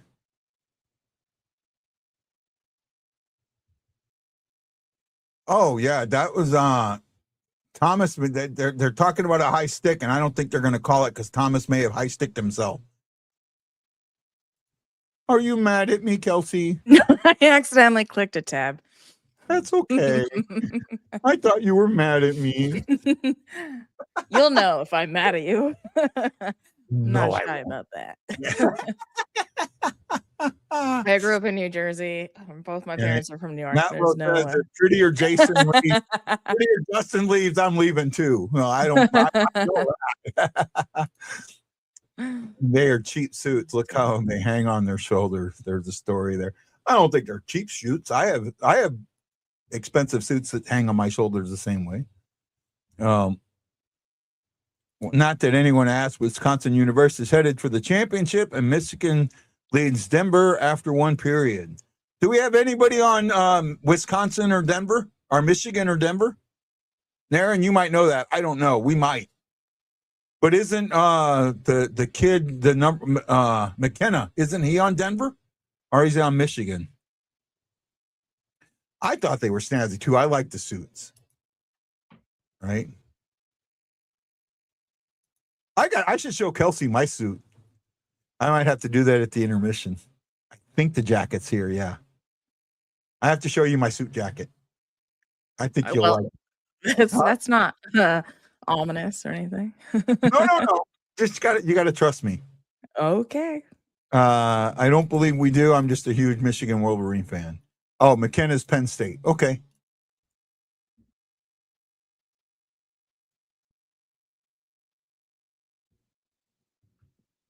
So the Blues did get a power play on that, surprisingly. I didn't think they would. Thomas with the one-timer. Yeah, John knows my suit, so he's saying open the lining. So I will show that. That's what makes my suit special. You'll see the lining. Okay. No one agreed with me. What did I say? Which comment did you have that no one agreed with? I doubt it. I just probably missed it. I probably did agree with you, buddy.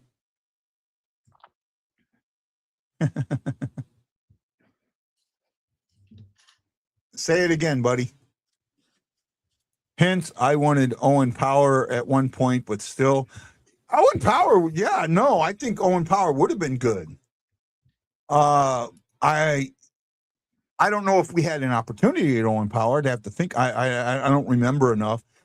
With that draft that we got Dvorsky, I honestly wanted Benson. I thought Benson at number 10 would have been the perfect fit. But again, and people have said this, you don't know that Benson would have gotten the same opportunity here that he got in Buffalo. And that's a true case, because he got to play right away in Buffalo. And he may not have gotten to play right away here. But who knows? Maybe he comes into camp and Carbonneau probably got really close to being able to play in his first year. Oh, great save, Bennington. Great save. He didn't take just shooter, he took the shooter and the pass. Great save. That should have been a goal.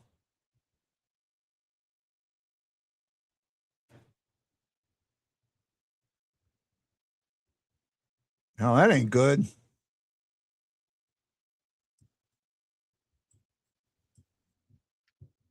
They're already talking about next season. Oh, yeah, I do agree with Owen Power.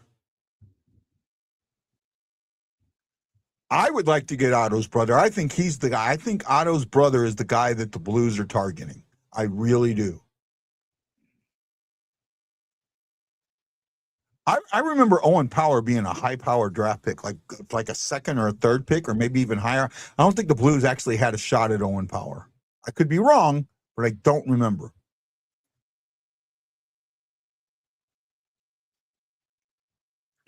Shots are 6-6 for the period.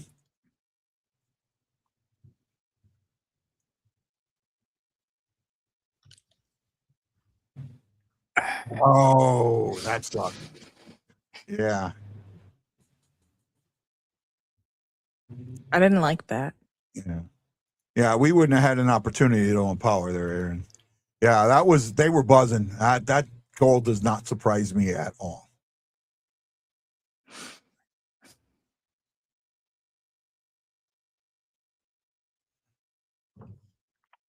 Yeah, they got hung out to dry. They got caught. Lindstein got caught. They said it 2 minutes, 15 seconds. Him and Mayu got caught out there. Mm. Yeah.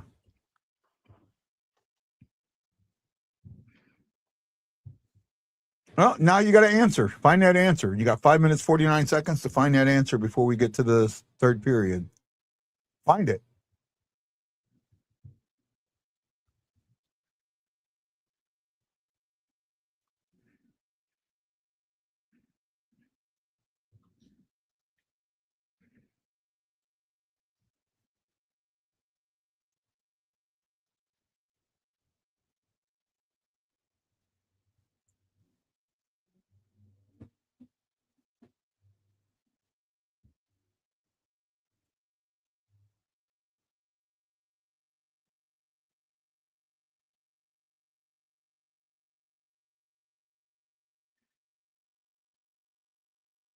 Good explanation there. Yeah, they you don't have to call them the S Hawks. Be nice. Wendy's a friend. Remember that. Wendy is a friend, right? And I call them the Crap Hawks. I try and I try and not make it. That's so much better. It is, right? Same. It's the exact same sentiment. Yeah, but sounds nicer. I split hairs. I'm going to be honest there. No, I'd rather be splitting a Blackhawk. As long as they lose, that's all I care about. Right? They can have every first round pick in the world as long as they lose. Oh, are you fucking kidding me? Oh, that was Taze was just all by his lonesome there. They have yeah. Ouch. That was not the answer we needed. Should I burn some sage or something? Oh, they're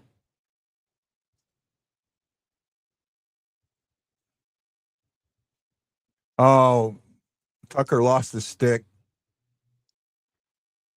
Tucker lost his stick. At least Chicago has a bean.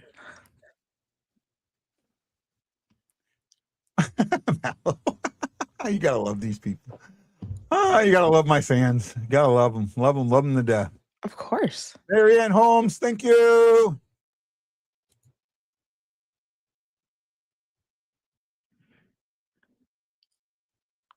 I mean, I'm one of them, so obviously you have to love them. Say again? I said I'm one of the fans, so obviously you have to love them. Oh, absolutely, I do. Absolutely, you are. He was left alone because Tucker lost his stick. Tucker was trying to get a stick when that goal popped in, and I know all the Tucker hate's going to be out there, but that's exactly, he was doing exactly what he was supposed to do. Oh, come on, Bush. Oh, just a little. Come on. Bush is a guy that really, in the offseason, really needs to find his focus. That's the one guy. If you ask me somebody that I'm disappointed with this season, that I could point to and say I'm more disappointed with him than I am with the team being down, is Bushnevich. I think I'm more disappointed with Bushnevich and his play and some of the things that have happened than I am with. And now Guy's gone. Left me all alone. All by my lonesome. I did it. I did it. I hit the thing and knocked me out. I moved my hand over and I must have hit those fat fingers. They got chubby went fingers. on Leave Studio because it just went away.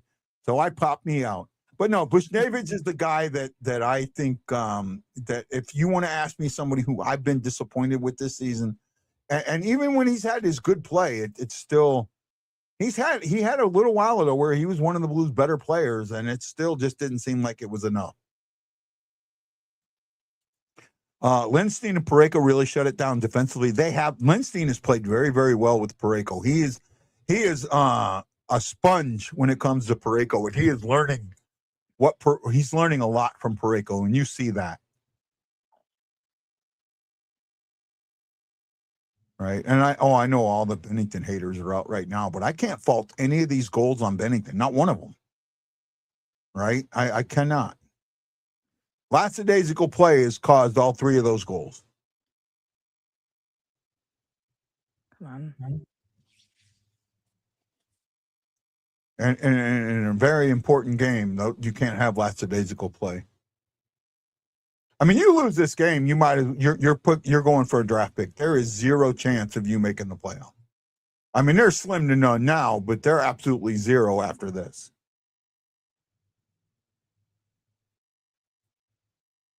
I don't know. I honestly don't know. I don't know if he has a different plan or if I think sometimes subconsciously players play differently depending on who's in net. They know that they've got to cover certain things that they know with one goalie that they don't with another.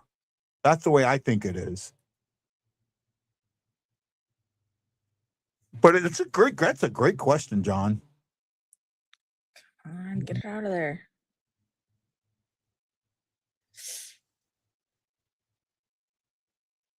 Oh. Yeah, he wasn't. Oh, he's going to get it. Oh, you need to be careful. He got the stick slashed out of his hands, but he wasn't going to get a call in there. I am with you. He's taken a lot of heat for this, and the heat has gone in the wrong spot. He did nothing wrong. The heat should go on the damn Buffalo, who leaked the information, right? Who absolutely leaked the information,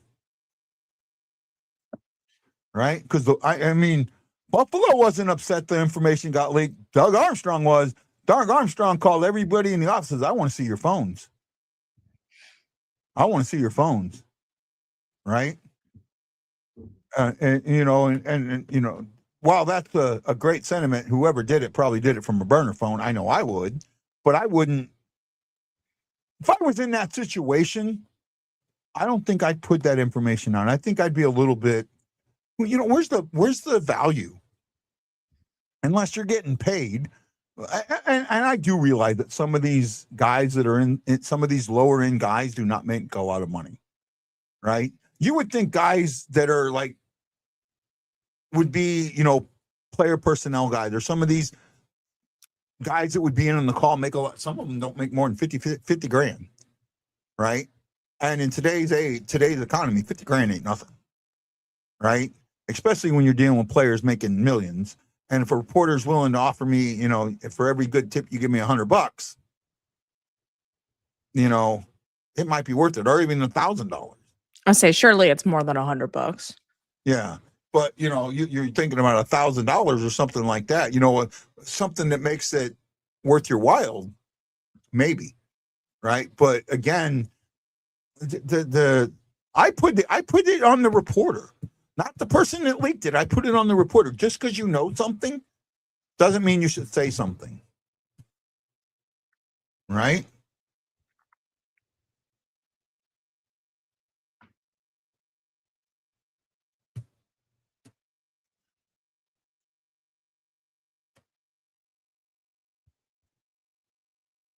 Oh, nice pickup there. Nice. See, that's what Kyrou does, and everybody doesn't give him any credit for moves like that. That was an absolute a great play there by him. The Blues lost the faceoff, but Kyrou ends up getting it.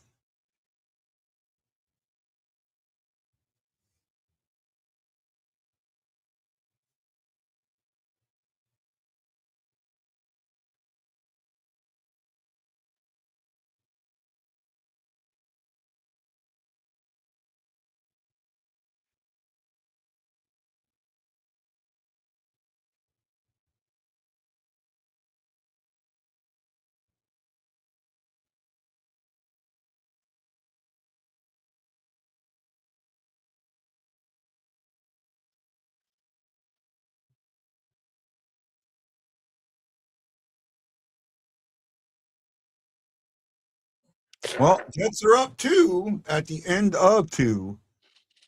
Blues are going to have to come out with and play like they got nothing to lose. Or they got everything to lose. They need to play like they have everything to lose, right? They need to come out and just absolutely take control of the third period. We'll cover the stats here in a second. The Blues are not the Blues. Sorry, Winnipeg scores 2 goals in the second, one at the 14:11 mark and one at the 15:51 mark. Both of them are even straight goals, and both of them are where the goalie got hung out to dry. Winnipeg had 2 penalties, one at the 1:55 mark and another one at the 11:01 mark. Neither one of them resulted in anything significant. Shots were 11-8 that period in favor of Winnipeg, and they are 27-20 in favor of the Jets. Also, overall, the Jets have, and I'll see if I can get this right, 39 attempts. That's easy math. Blues have 30 attempts. Actually, they stayed pretty close there. Jets 9 hits to the Blues 14. Blues have 10 giveaways. Jets have 8. Jets gave it away a few more times. Each team has a takeaway. Jets blocked 6 shots. Blues blocked 11. Faceoffs have got even worse. 23-9 for 72% to 28% in favor of the Jets. And that right there, you want to change this game? Change that. Change faceoff. You start winning the faceoff, you start controlling the puck. You start controlling the puck, you start controlling the pace of play. Control pace of play, you'll control the game. So right there, it comes to faceoffs. You've got to start winning these faceoffs. The Blues, Thomas. Thomas has only taken 4 faceoffs, and he's 3-1. 1-3, lost 1. Walker's taken 2, or taken 4, and he's 2 for 2. Finley's taken 8 faceoffs, and he's 1-7, 13%. Dvorsky has taken 11 faceoffs, and he's 2-9, 18%. Bushnevich has taken 4. He's 1-3, 25%. The guys that are supposed to win faceoffs are not winning faceoffs, and Thomas isn't taking enough of them. You got last change. Get Thomas in there taking these faceoffs. If he's only taking 4 and Dvorsky's taking 11, that's telling me there's an issue. Right? That's telling me there's an issue. Hefner says, look at the heads going to the locker room facing down like a lower enlisted guy, not having fun and showing no confidence at this time. You know what? When you're down by 2 and giving up 2 bad goals, I get that. It's hard. It's hard. You know what? Here's the thing. Let's say they go in, they're down by 2 and they go in the locker room, their heads held high and big smiles on their face. Right? What's the fan reaction going to be? These guys don't care. It's going to be negative. It's going to be absolutely negative. I've seen it in the past. What are you smiling for? What are you smiling for? What are you laughing and joking for? You're down by 2, right? So it's a catch-22, right? It's a huge catch-22. If you give me a moment, Kelsey, I'm going to pull out my suit coat. Just a second. Okay. Did he say soup coat? Like SOUP? I have no idea what I'm about to see. Should I be scared? I did it again. I hit the mouse as I put my headset down. Sorry, Kels. That's okay. I thought that was intentional that time.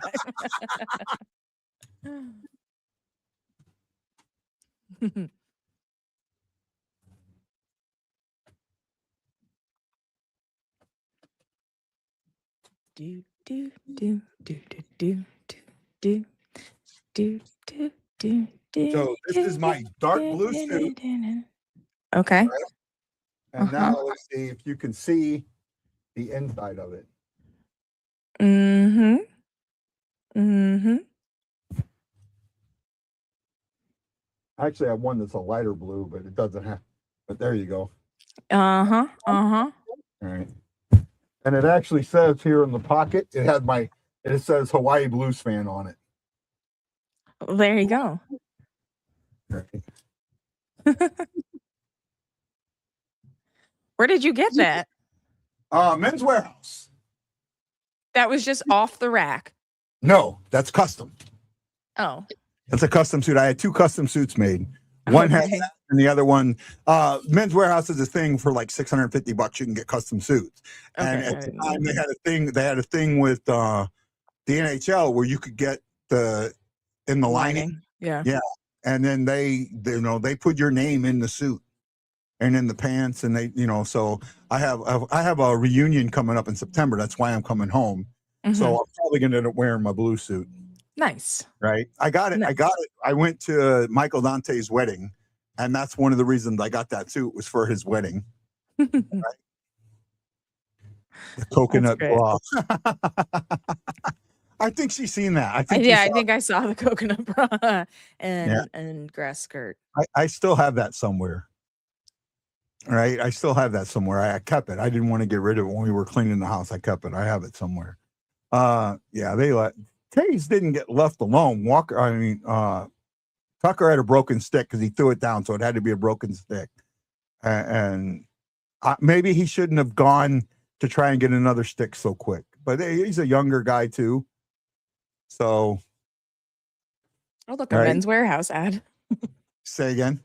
There's a Men's Warehouse ad just came on the TV. I think they were back then. They were only 600. Had 2 made in Korea for 80. Yeah, they last though. I remember when I was in Hong Kong, you could get the tailor there at Hong Kong at the Fleet Center. You could get for $400, $500. You could get 2 suits, 5 or 6 shirts, and I mean custom made satin underwear, and I mean the socks. They did everything but the shoes, right? Tie, vest, it would 3-piece suit, 2-piece suit, everything. But then again, a lot of the guys I know that got those suits, the quality really wasn't there. So I remember my dad tells me about his first suit that he, when he had a job, and he was poor as shit, and so he went and it was 100 or 150 for I think a reversible suit jacket and 2 pairs of pants, and he would alternate whatever, and that's what he wore like his first couple of years of working. Yeah. Right. I had, so when my daughter graduated college, I had gone to Men's Warehouse, and I was like, I knew I couldn't afford at the time I couldn't afford a custom suit, but I wasn't going to get like $150 suit either. And I ended up finding this gray suit. It ended up being $118, and it fit. It looked so good. It's a gray suit. It's a, forget who it is. I'd have to look at it again, but it's a designer. It's a designer suit, and it just has this. And even when I put that suit on, the salesman goes, "Look, I'm supposed to sell suits. I'm not even going to try and sell this one. I think this suit sells itself." I mean, she was completely honest, because she's going, "I don't get much of a commission on this one, but this suit fits you perfectly." So Yeah, I don't think we have to do much with it. So yeah, it was what it was. Wasn't just Tuck. No one noticed a possible HOF left alone in the edge of the house. Yeah, right. I get it. But I think with Tuck, Tuck's mistake is that he goes to get another stick after his is broken. And I don't think anybody noticed his stick is broken. I think in that case that maybe he should have gotten his body between Tays and the goalie. Doesn't mean it's going to stop the goal, but it makes it a little harder to get the goal. All right, because that was a wide open goal. And you also look at that time, everyone's eyes is turned towards the puck. That, you hear me say a lot on the show, chasing the puck. That right there is an example of chasing the puck. When everybody's eyes is on the puck, you're chasing the puck, and that leaves somebody open. And that's what happened there. Chris, I know I'm right. I want to hear what Chris says. Hey, Justin, you out there? I want to hear what you got to say, bud. I guess not. Well, third period comes out. It comes down to this. You got 20. Your season got 20 minutes left. It's absolutely got 20 minutes left. You need to go out there and do what you need to do. You got to win this game. You got to get it to overtime at the bare minimum. Both goals was puck chasing. Yeah. Right. Utah's up on Nashville is what we need. Anaheim needs to beat San Jose, and Vancouver needs to beat the Kings. I mean, that's what we need, but we also got to win. All right. We got to win. We got to jump ourselves ahead of Winnipeg, or at least tie with them. And we're not there yet. We're giving them the opportunity, right? We're giving them the opportunity. 5 games left, 4 after this. I'm going to take a quick break for a second. Should I hit this red button at the bottom? Yeah, go ahead. You're good.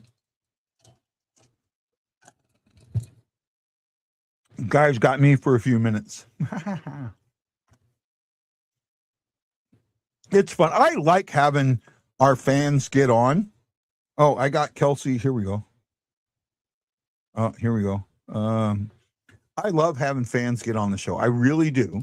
But at the same time, some of you guys, and I don't mean this in a negative way, you guys like to really give it to me sometimes. And I'm afraid on the show it doesn't work right. And that's why I'm a little hesitant. But I know, I'll be honest, if Matt Lowe wanted to come on show, if Brian Green really wanted to come on the show, I would be willing to set something up. I really would. All right. I mean, you guys are that important to me.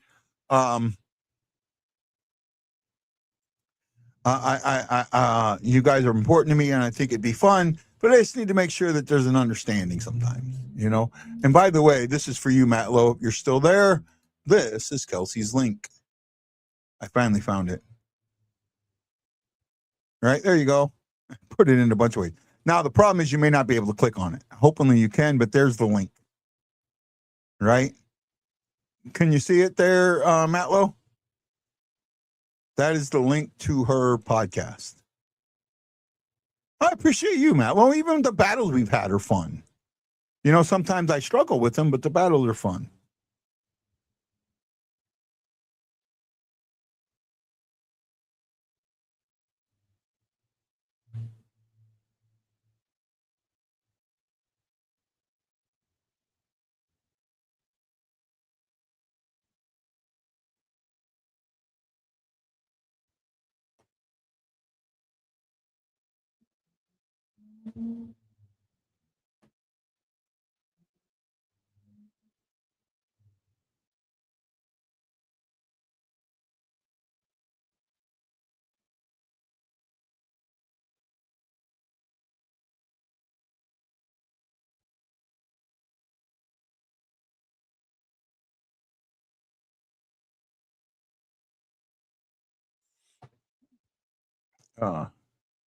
Let's see.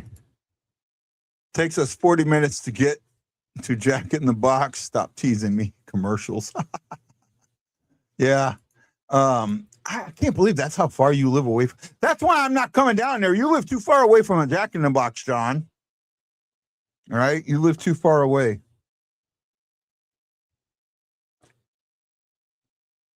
You live too far away. By the way, John, and I'll say this in open air, go ahead and pick your dates for yourself, because I'm not going to pick my dates for certain until I see the schedule come out, and that might be too long for you guys to make, for her to make her vacation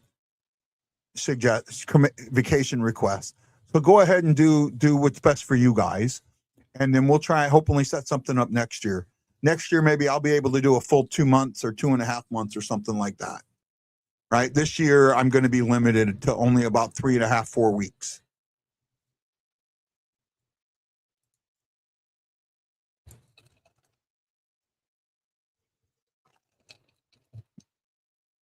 Well, hopefully, they're minus 21 in the third, but the Blues aren't much better. In the third, the Blues are -1, which is good. But in the second, the Blues were -16. Now they're -18. That number kind of jumped back up. So, you gotta come out in the third and play some of your best hockey you played all season. Right? You have to come out and play some of the best hockey you played all season in this next period. You got to come out chippy, you got to come out hot, and you got to come out and own the puck. And you most absolutely have to win face-offs. Right? Face-offs. Right now, you are being beat 72%. You're only winning 28% of your face-off. By the end of this period, by the end of this game, that number's got to be even. Right? That number's got to be even. You've got to win almost every single face-off in the next period.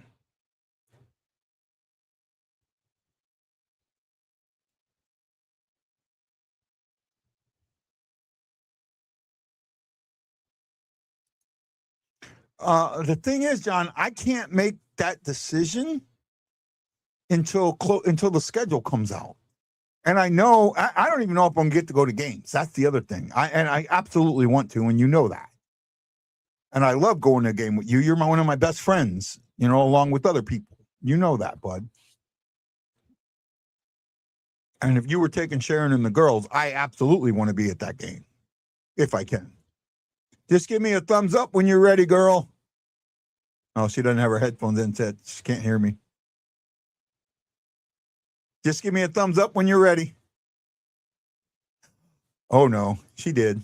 Ah, she's back. I'm back. I posted your link. Oh, thanks. So hopefully they'll get it, and Matt Lowe will get it, right? I've been getting some messages. You've been getting compliments. People are enjoying you on this show. Oh, thank you. Right? I just want you to know, appreciate you. Thanks for coming on. You're a lot of fun. I've enjoyed this. Very, awesome. Very. I'm having fun. I was thinking, as also on the wanting to be a sports person when I was younger. I'm a lifelong New York Jets fan. So it's also the irony that I'm here and it's Jets, but it's not my Jets. Yeah. It's just a little funny. I don't know. Yeah. You know what, Kelsey? People don't realize. I mean, some of these guys sit here and think what I do, this is very, very easy to do, right? And it's not at all. There's so much that goes into it. You've seen the stat pack that I need to go over every game. That's 100 pages. Yeah. It's 100 pages. Yeah. I only get an hour or so to go over it. Yeah. Right. I've got to come up with all the things, and then just to talk about what's happening when it's happening, and then when there's dead time, how do you fill that? It's not. John Hefner used to tell me, oh, what you do, not that hard. He came and sat in a show while I was in St. Louis last year, just sat there next to me, right, with Justin at his house and him sitting there. He was like, at the end of it, how do you do that? How do you do all of that? Because, I'm running the soundboard. I've got him. He's talking with his mic. I'm adjusting. He's going, and then I'm pulling stuff up while we're talking. I'm doing all of this. How do you do that? I never realized that that's what you're doing in a show. And there's a lot that happens. Tell me when you get your puck drop. Okay. And then remember, it's live. I don't have the opportunity to go back and, oops, I shouldn't have said that, erase it and, edit it. It's live. And, Thomas is on the bench. I do not like that.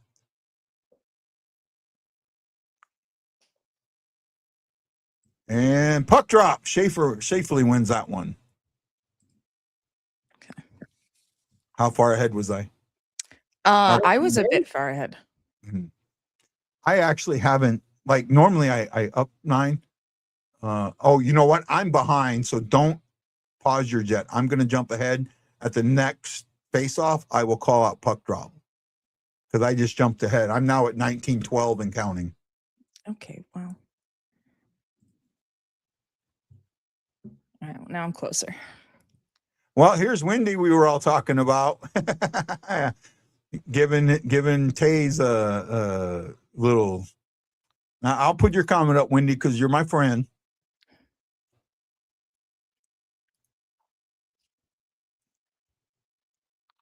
Oh, nice movement. Come on, get this puck movement going.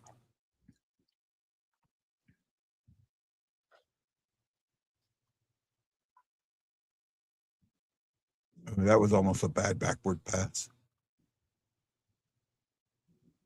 Oh, there we go. We're going on a power play. Now let's make this power play work for us. Oh, come on. You cannot be pissed about that. That was an absolute trip. Hell, they saw that trip. They saw that trip from the Artemis 2. Right?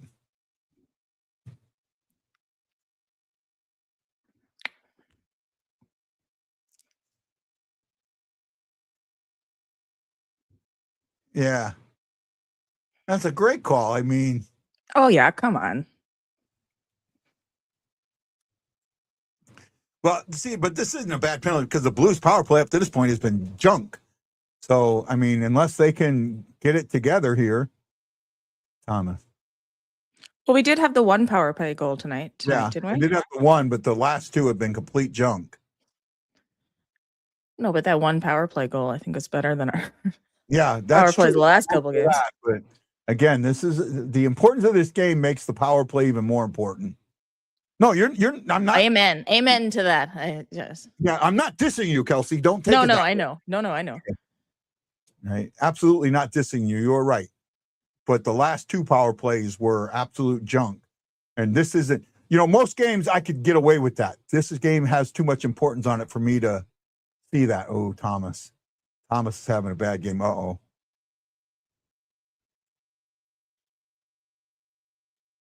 Nice save, Bennington. Got a minute to make something happen.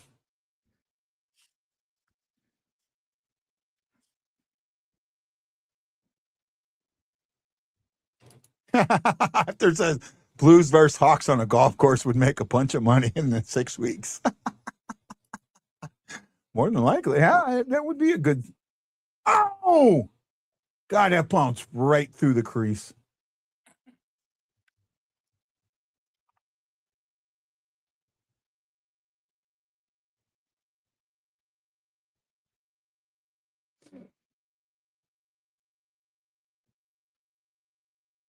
Oh, they're around the putt. This has been a better. Oh, that could have been called again. Come on, Mayu. Last 10. They got 4 shots on this one, or 3 shots on this one.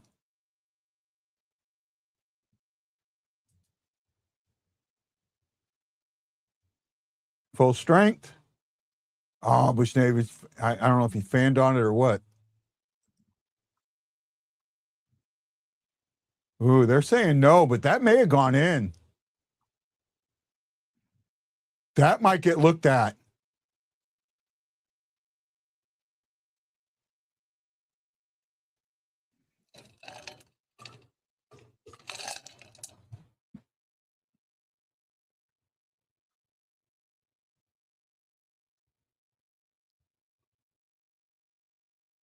There we go.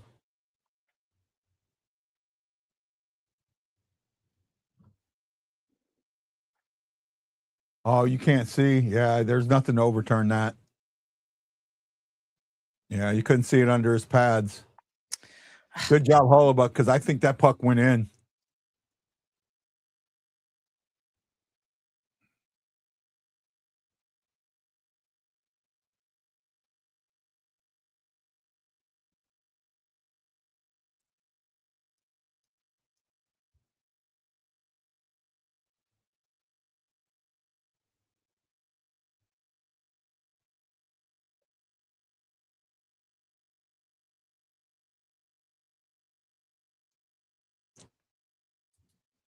Great defensive game by the Jets. Good defensive game. I'll give that. They are playing real good defensive.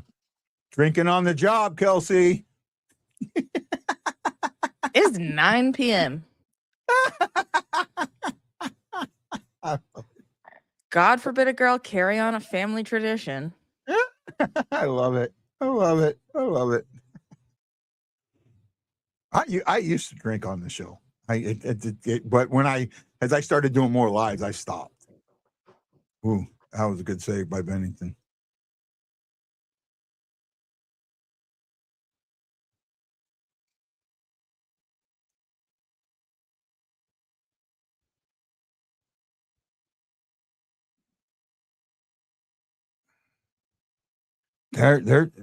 Oh, I know what's happening in this game.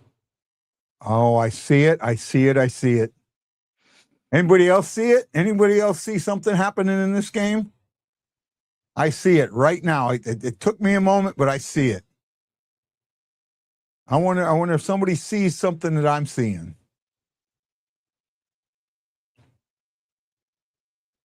You think you see what I'm talking about, Kelsey, or have I got you? No, not at all. Question. No. So I think so. Shocky's going to say it. Shocky, are you seeing what I'm seeing? I want to know. I thought I saw it earlier, but I wasn't sure. But now I know I'm seeing it. That could mean so many things. What name it? What do you think you're seeing? No, I'm saying you saying that could mean so many things. Yeah. Oh, true. But there's something. I see hockey. Okay.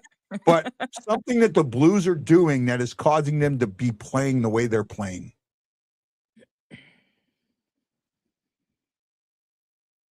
And I didn't see it at first. I thought I saw it, but now I absolutely see it.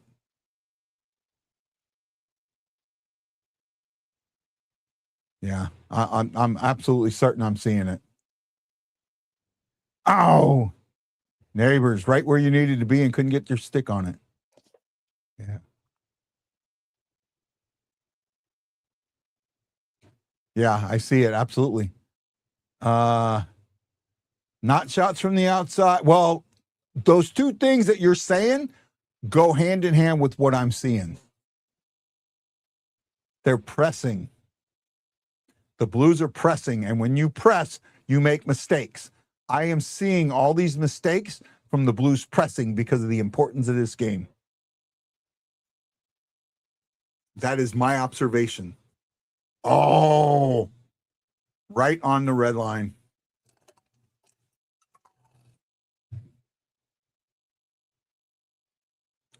Right on the red line. The missed pucks, the bad passes, they're pressing. Everything that you're seeing, they're pressing. They're pressing the weight of the moment is weighing on them. And I thought I saw it in the first, and then I didn't look for it in the second, but I absolutely saw it in the third. It's feeling a little bit desperate. Right? Yeah. And you know, and now when I think about what happened with those 2 goals, that stands out for me that there was some pressing going on. Excuse me. Bless you. Hey, are there any, I'm not going to say where you live because I know, but are there any like big lakes in your area or known lakes in your area? Well, like, don't say the name of it because I don't want you to give away where you're at. Well, like, I don't know. The lakes are numbered, but I'm in like bush wildlife area. Yeah, I know the bush wildlife. Yeah, I fish there a lot. I thought you lived further out than that. No. Yeah. I'm pretty much like there. Oh, okay. Yeah. I go to bush a lot. I like bush. Okay, yeah. I mean, that's also like a huge ass. It's not totally narrowing it. It's a huge ass area. It's not, totally narrowing it down. But I enjoy fishing at bush. I really want to fish more. Yeah, I yelled it in the living room. Stop forcing things. Yeah, it is. They're pushing. They're pressing. Yeah. Right. They're pressing. I knew. And you can see what's happening. And you know what? It should have come on to me with the face offs. Them losing a face off that bad. That's what happens when you press. Right. When you're pressing and you're not letting the game come to you. You're trying to go to the game. You gotta, that's chasing the puck too. Gotta let the game come to you. You gotta stop. Yes, it's important. Everything's important, but let the flow happen. Let the flow happen. Let the things happen. Don't press the issue. Don't force the issue. Let the things happen the way they're supposed to happen, naturally. That's where they make the mistakes. Right? And that's the thing that I look for. I think that's my take of like play your own game. Somewhat. Don't play to the game that they're trying to make you play. It's very close. It's not far that's off. my baby version of that. Yeah, no, it's not far off. It's not far off. But the pressing, sometimes the pressing doesn't come from not playing your game. It comes from other things, the moment and things like that. You can play just compared to like what was working. Yeah. Like that's not working. You can play your game and still be pressing. Right. You can play your game and still be pressing. That's the difference. Yes. There.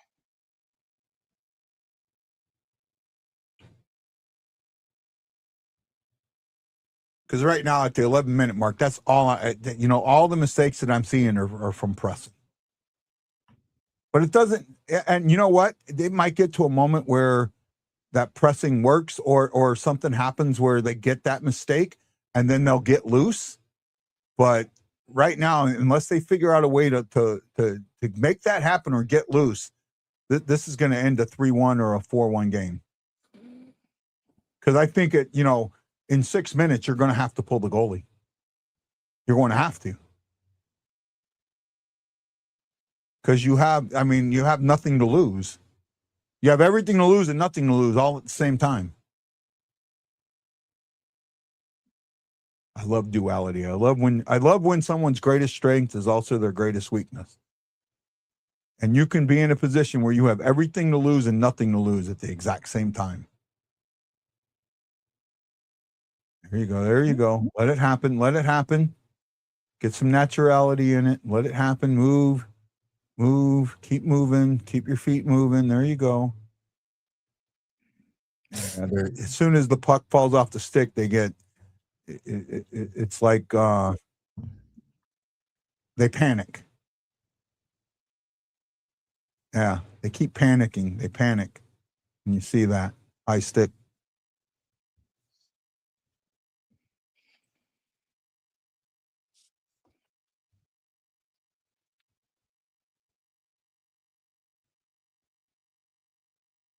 Oh boy.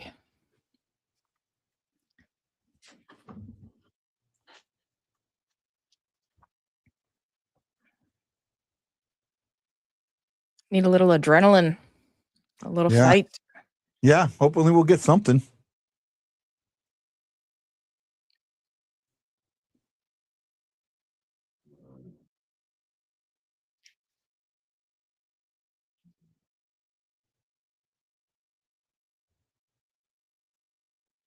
I think the difference of this season, the Sailor came out twice. It's been catching up all season, and it reflects on your attitude too. You know what, John? I get that. And some people, here's the thing, right? And I know what he's talking about is when I just let loose, you know, the don't watch my mouth, just say what I'm thinking. You know, it's what they call letting the sailor out. And while I get that's fine for some people, others it's not. And I have to remember that I want I want everyone to watch the show, not just a certain subset.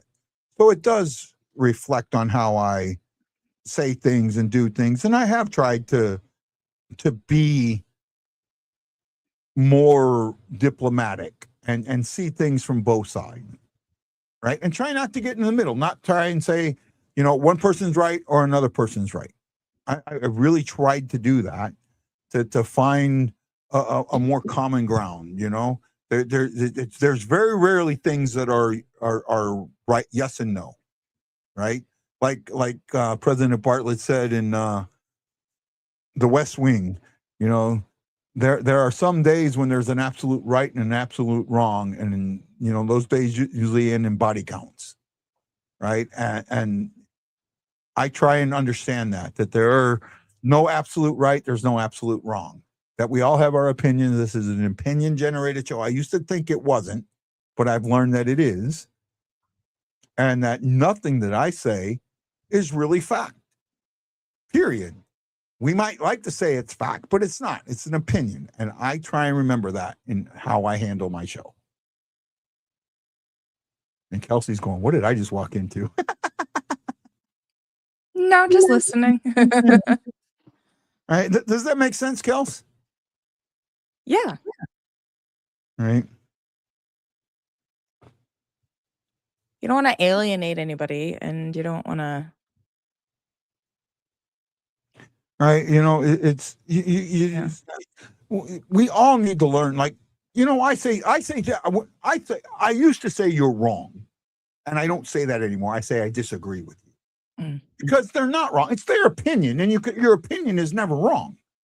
How you feel about something is never wrong. Nobody knows what they don't know. Yeah, absolutely. Right.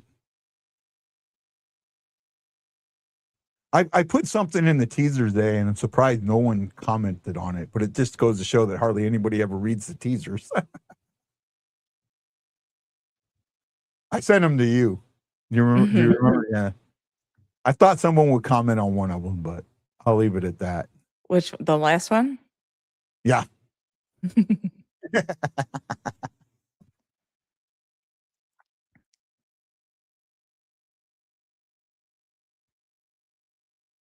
I had said something about that to you at one point.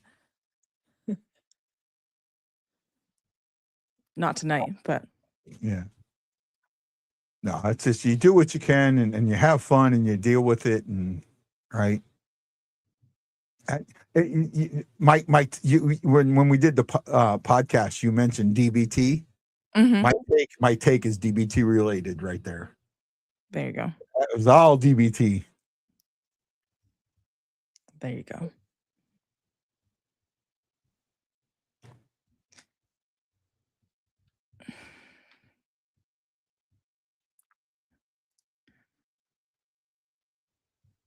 Oh, come on, boys. Time is ticking down. We're at the 8:01 mark. Desperation should be setting in. You've got to control the puck. You've got to put one in. You got to get one to get two, and that's what's important right now. Not trying to get a 2-goal, you know, trying to score a 2-point goal, because there's no such thing. You got to get the one, right? You got to get the one. You got to get the one.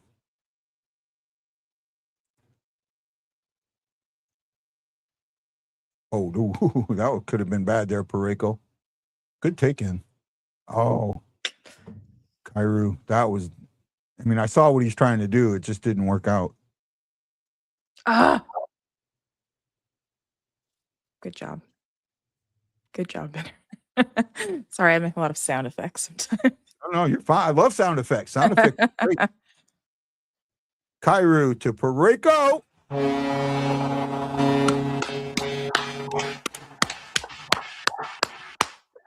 There's a Pareko.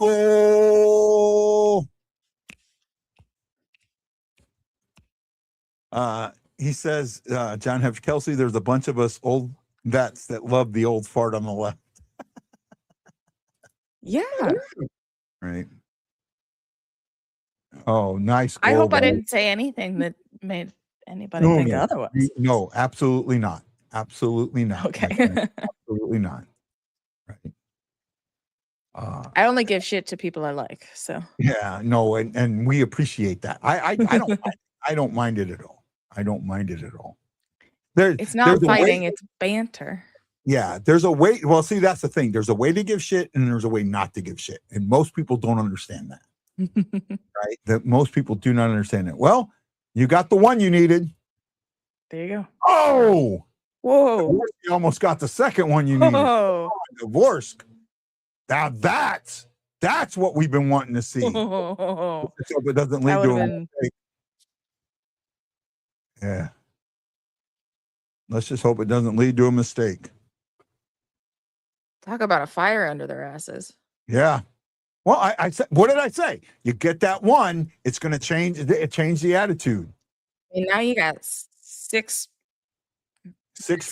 and you're not looking at pulling the goalie in 2 minutes. You have more time. You have more time, and keep that going. Keep that time going. Keep that understanding going. Keep that puck movement neck going. Collapsing?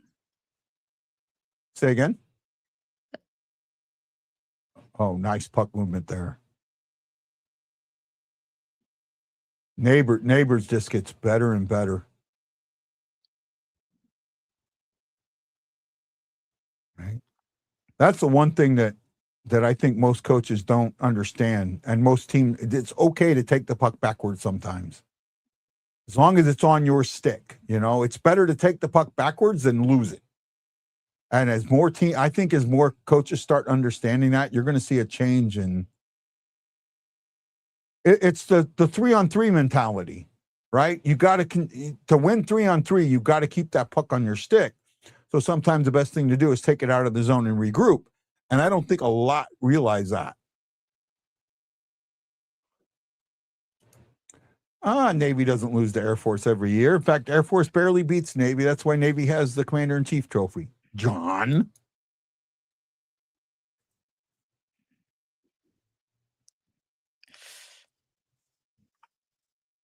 Ooh. 4:51 to go. And the intensity is there. And some people will go, well, where was the intensity all games? You know, it's hard to play with that intensity for 60 minutes. I don't care what you think. Right? You know, sometimes the other team can take that intensity away from you. Momentum. Justin talks about momentum all the time, how important it is in hockey. And you know, momentum, it's not just the refs that can take it away. The other team can take it away. Right? The other team can absolutely take momentum away. You can take it away from yourself and you shoot yourself in the foot. You take it away from yourself by making a mistake. Absolutely. It's one thing to get beaten. It's one thing to beat yourself. Yeah. Good save by Bennington there. Got that puck out of play.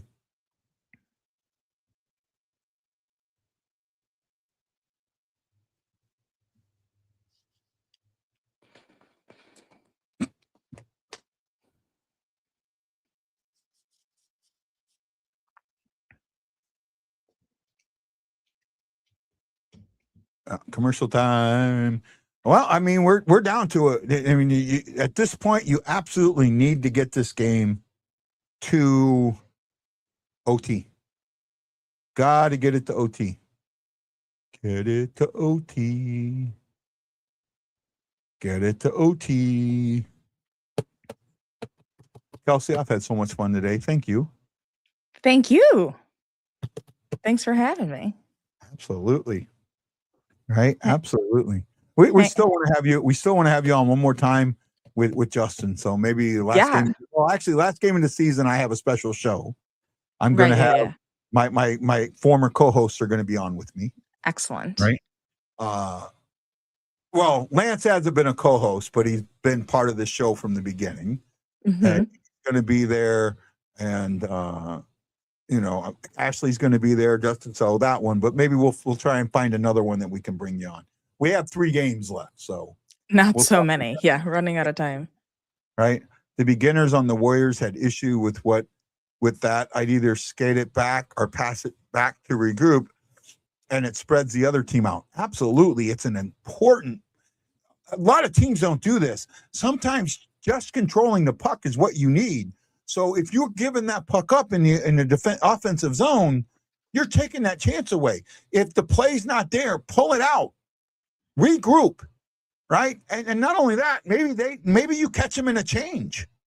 That's something to think about. You pulling them out, maybe they go to change, and you can catch them in that change. So look for that, right? Anaheim is up 2-0 on San Jose. Exactly what we needed. Utah is beating Nashville 2-0. Exactly what we needed. Now we got to do what we need. Oh, that could have easily been an interference call and should have been. But right now, at this point, you're not getting a penalty call unless it's absolutely egregious. A trip or something that there's no way that they cannot not call it. Right? It's just too important of a moment.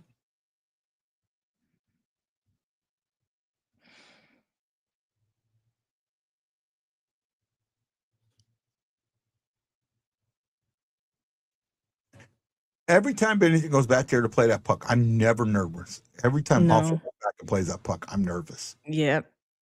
And again, that's going to come with time, though. Hoffer's going to get better. I know he is. But I still want him to have that presence to help him get there. No change now. 254, we are getting to that point. I say you pull him at the 130 mark. I say you pull him at the 130 mark. But you have to be controlling the puck. This isn't, it's 130, we pull him. No, you have to be controlling between now and then. You've got to wait till a moment where you're on that cycle and controlling the puck. That's what you got to be looking for. Now, you've been controlling most of this period. You got to keep that happening, right? You got to take the pressing away. You got to keep loose. Keep loose, control the puck. Even if it's taking it backwards, keep loose, control the puck. Oh, nice move there, Thomas off your stick. Keep controlling the puck. Keep controlling the puck. It's not time yet. Oh, there's a penalty coming. Something's coming. I seen it go up, but I think the Blues are getting called for it. Oh, no. Oh. High sticking. Snuggie got a high stick.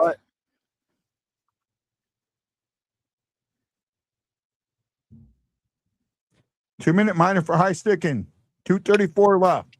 Now you might pull that goalie a little earlier, make it 6-on-4.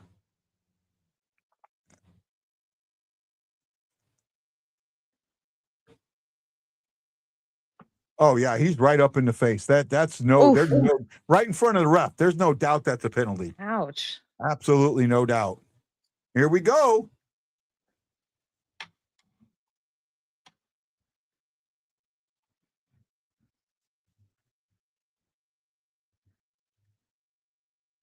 Yep.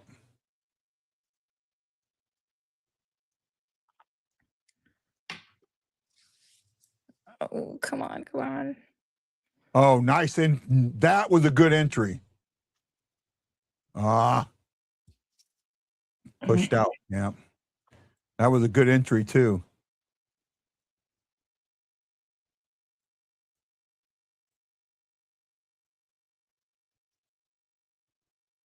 I say you wait just a little bit longer.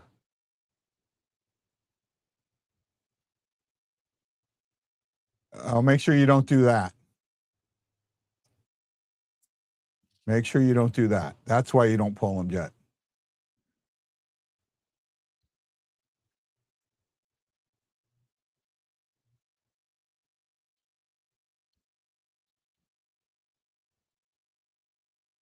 Now he goes to the bench, and that makes sense.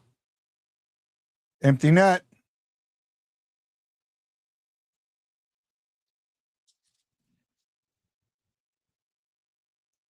Oh, they got to get that puck.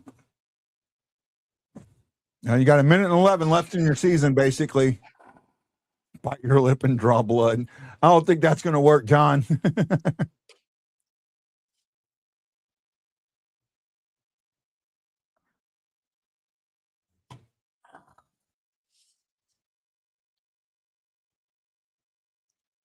No icing there because it's shorthanded.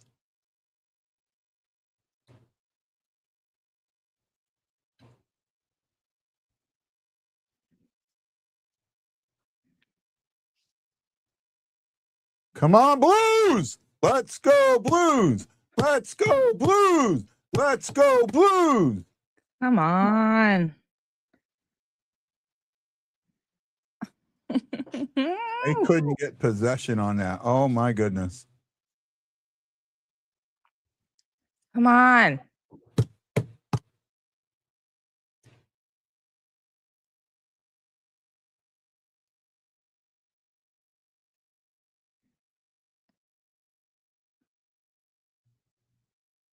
And with that, the 25-26 season will come to a close. The Blues will not be making the playoffs. They will have a possible top 10 draft pick.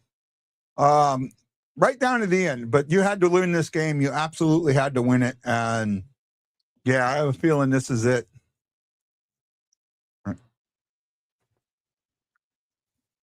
Yeah. Tough one.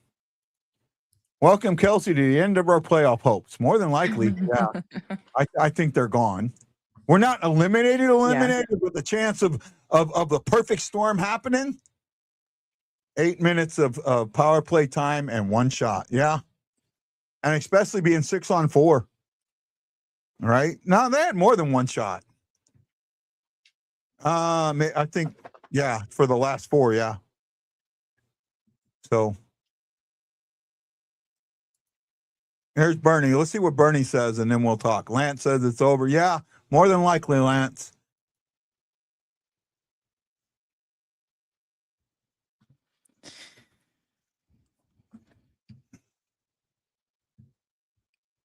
It's the funeral march song. Say again? So what's the funeral march song? Yeah, the funeral song.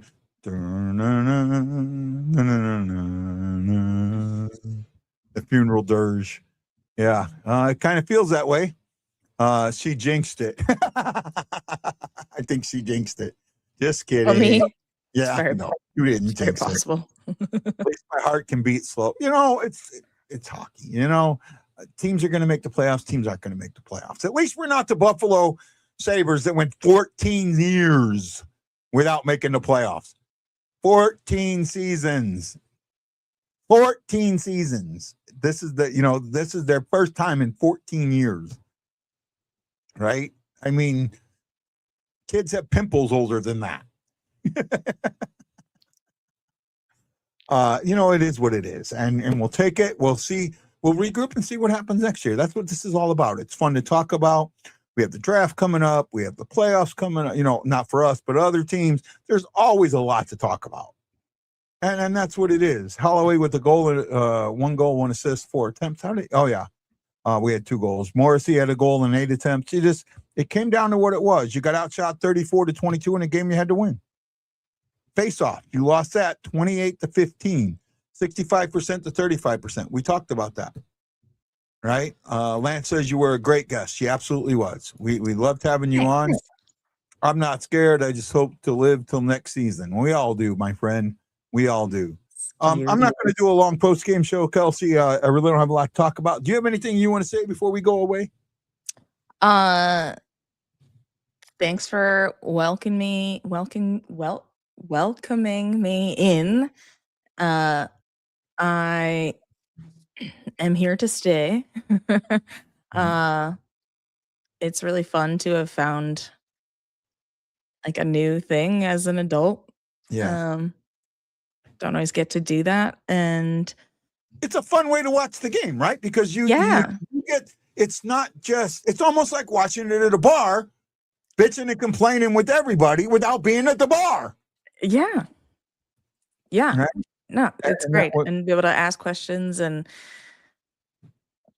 shared misery, shared joy. That's the best part of sports. So yeah, no, I love it. You were absolutely amazing. I appreciate you being on the show, and I do hope that you will come back on the show again very, very soon. I'm around. So I got to ask you, do you know how we end this show? I wanted to ask, I wanted to ask why you end the show the way you do. What's the story? It just became something fun to do. And the three boys are my friend Bob Morton's sons. I kind of call them my hockey nephews. I know the older boys have been following this show from the beginning. When I used to do a recorded show, they would, they go to bed during the game. They would watch the show the next morning before they go to school. Right. Okay. And then they find out what the game was and like, how did he get it right? Or while he was off or something like that. So they've been following me for a very long time. And Bob had sent me a couple of videos. I have ones where it's just the two older boys. In fact, it's this one. Oh, no, not that one. Hawaii Blues fan. We're bleeding blue with this is just the two older boys. I have that video.